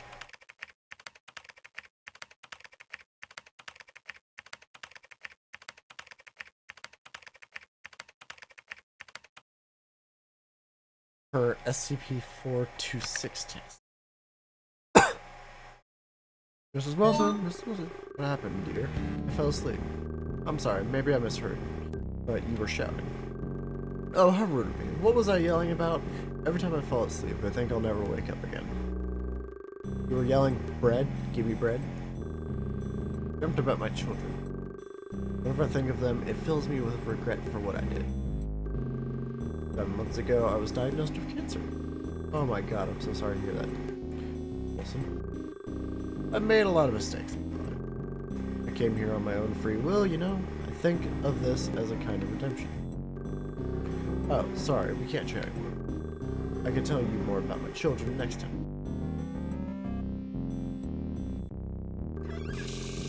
People should take care of how they look even when they're old. I wish everyone thinks like this. Maybe I should return the stolen access card under my pillow.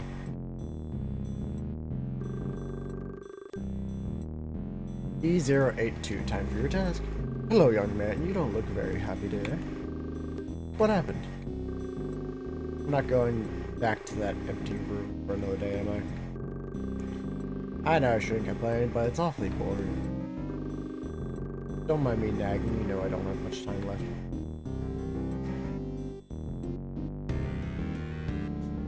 This art style is so strange.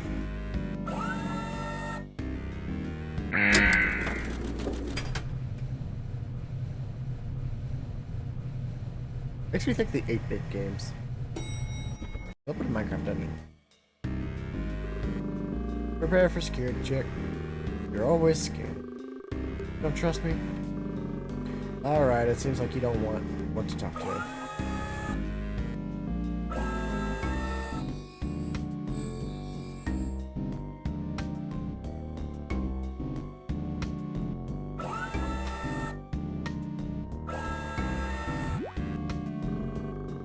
Good morning, Dr. H. Oh, wait, my dear, you can call me Dottie. You will be in the innermost room today. Your task is to observe the object on the table. Then come back here to report your findings. Offs. You really should be more clear about these tasks. This one sounds simple enough, just as well. Might not be able to stand for too long. Oh my, what a terrible smell. I don't think it's a nice lavender scent.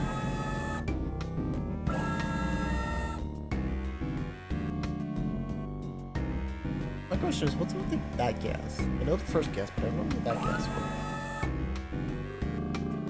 This looks familiar. I'm sure the empty room I was in before is just next door. I remember I need to observe. Yes, just observe. Oh, is that the tinnitus flaring up? Or did I just hear something wonderful?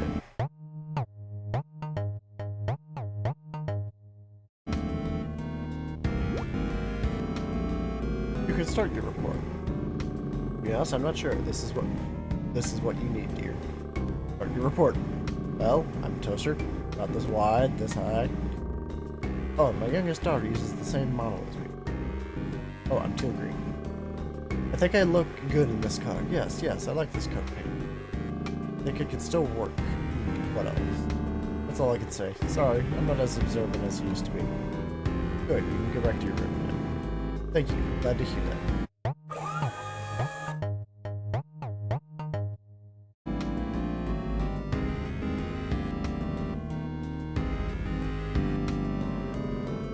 Hey, Mrs. Wilson, how are you feeling?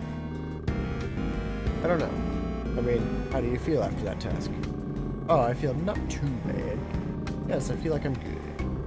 Yeah, it's great, Mrs. Wilson. To be honest, I was a little worried. I thought. I feel good. I feel great. Yes, wonderful. I have to do something. What do you mean you have to do something? Mrs. Wilson? Wilson? You know what? There's been a little voice in my head.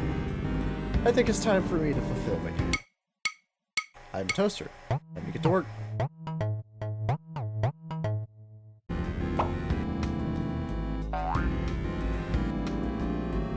There's not enough bread to toast.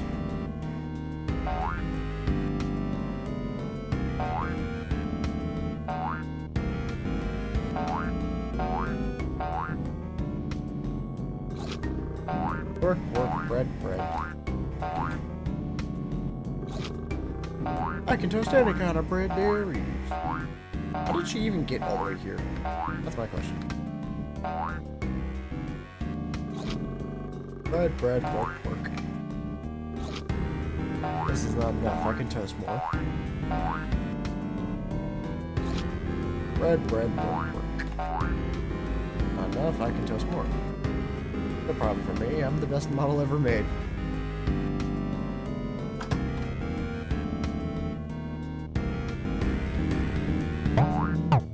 That's a lot of bread.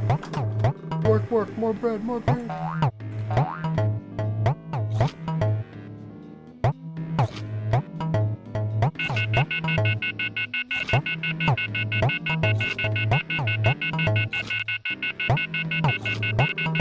Why is the bread taking so long to toast?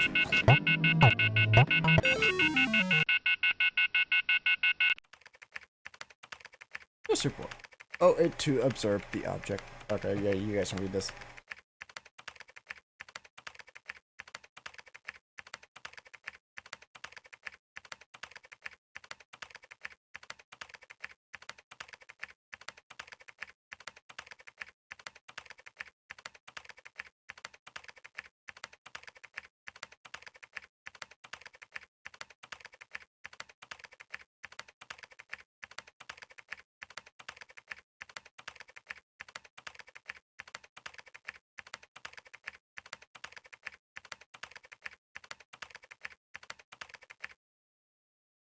That's a lot of bread.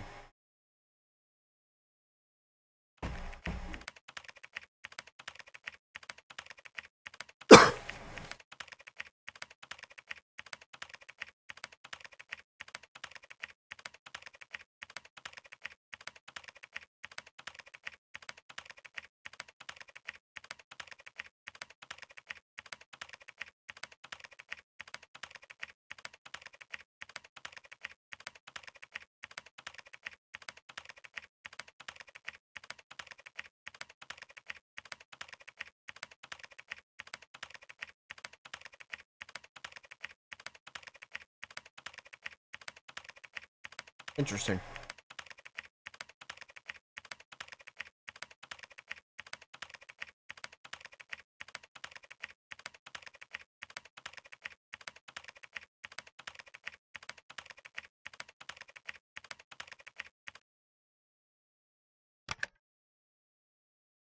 Damn it. Fuck all of you.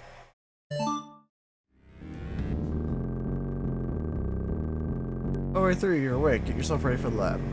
What the hell am I doing here? What did you do to me? No one has done anything to you. Ah, that's convincing. Do you think I'm a fucking idiot? After the task, you drink industrial strength dishwashing liquid. Huh? What the hell are you talking about?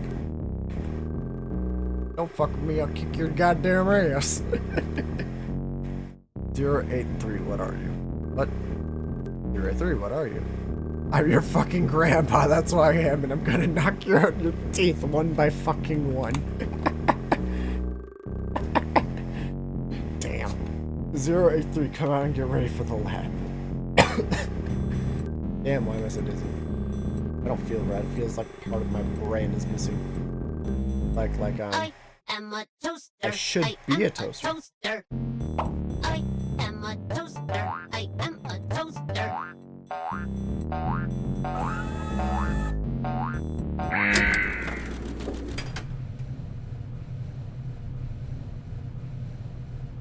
Interesting.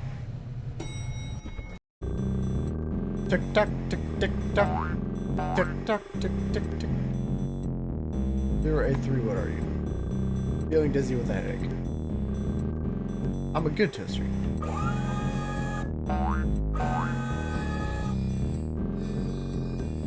Fuck, my head hurts.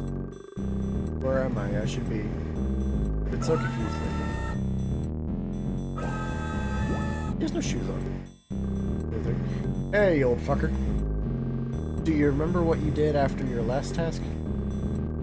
083, are you willing to reobserve the test object? Listen here, I ain't gonna do shit no more. Just kill me now, you bastards. Fuck, my head is gonna explode. Shit. Guard, send 083 back to his room for observation. Yes, Doctor. Damn it, I've had enough, you old fucker.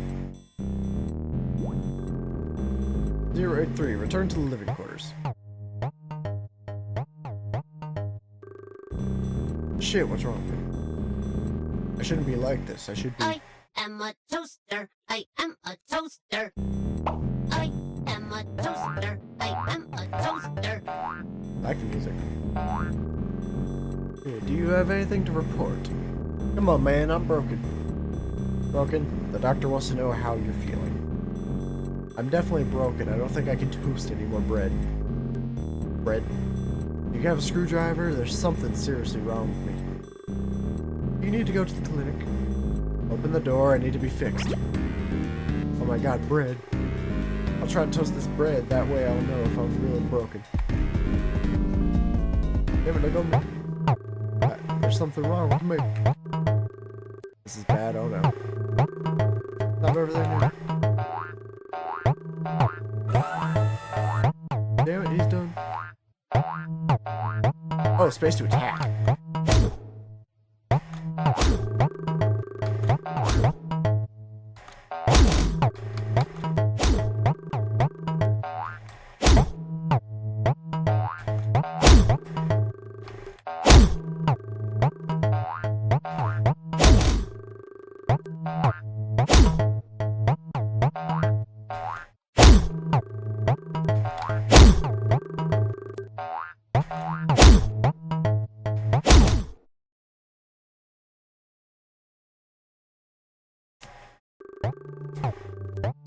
Stop everything now. We can kill you now. I'm broken. What are you? I'm not a good baby bear toaster. I can't toast anymore, but yes, I can fix myself. I am a toaster. I am a toaster. At least they decided to do that. But damn.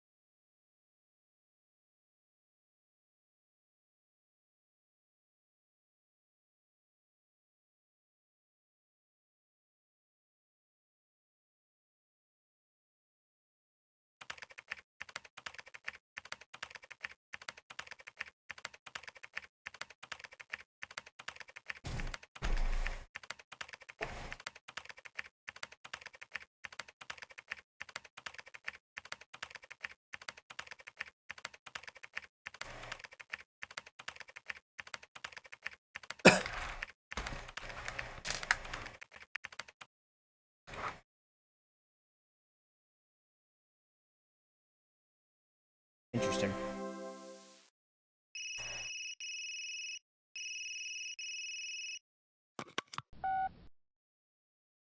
Carl, next comes the final choice. There are What? 2 doors in front of you, one red, one blue. If you want to give up and leave, go through the red door. The past few months will have been like a dream. You will remember nothing after waking, and this road will end here. You go through the blue door, you stay in Wonderland, and I show you how deep the rabbit hole goes. Leave, or stay. The choice is your own. Any way to save?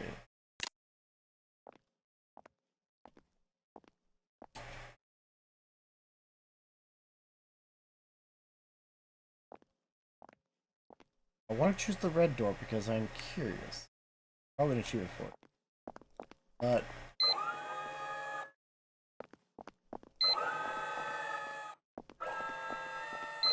second blue.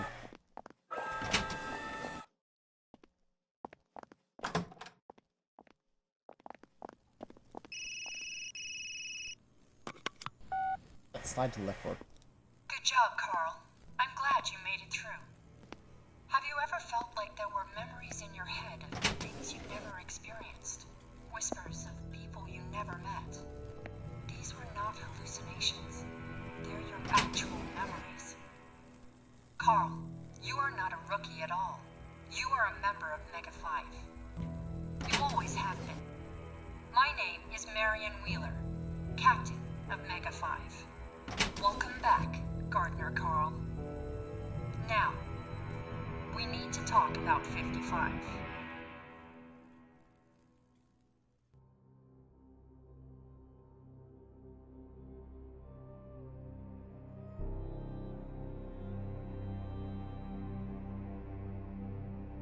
Yes? Probably not. What time to take it out? 15 minutes.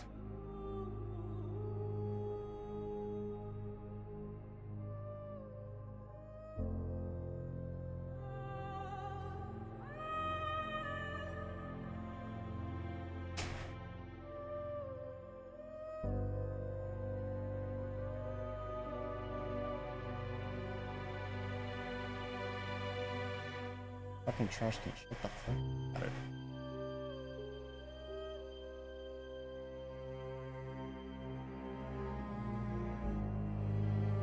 Yeah, there's all the panic shot going back up. What? Honestly, that wasn't too bad of a game. Personally, I didn't even expect the style, but like after seeing the style, I expected more, but honestly, without much I experienced, it's partially expected too. Not a bad game. I liked it.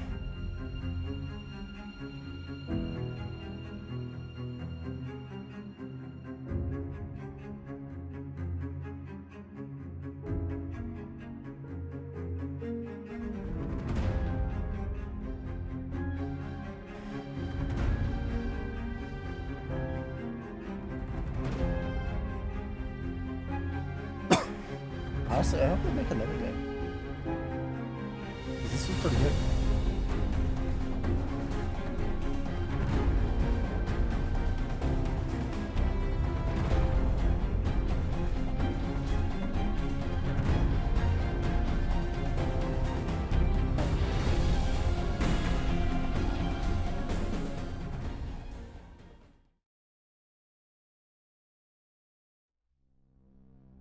The new indie game studios, their first title, we for buzz. I think different.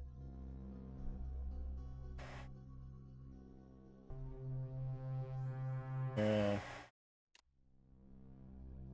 They are filing for all our oh, there you go.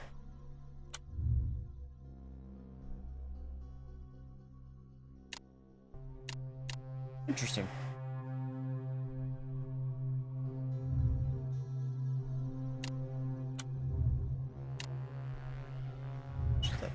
But yeah, that was a pretty good game. I liked it. I can't wait to see what else they make. Oh, that's it for that record. For all this, honestly, I expected more again, but I mean, hell, 4 hours to complete that, that's still not bad. I definitely like the game.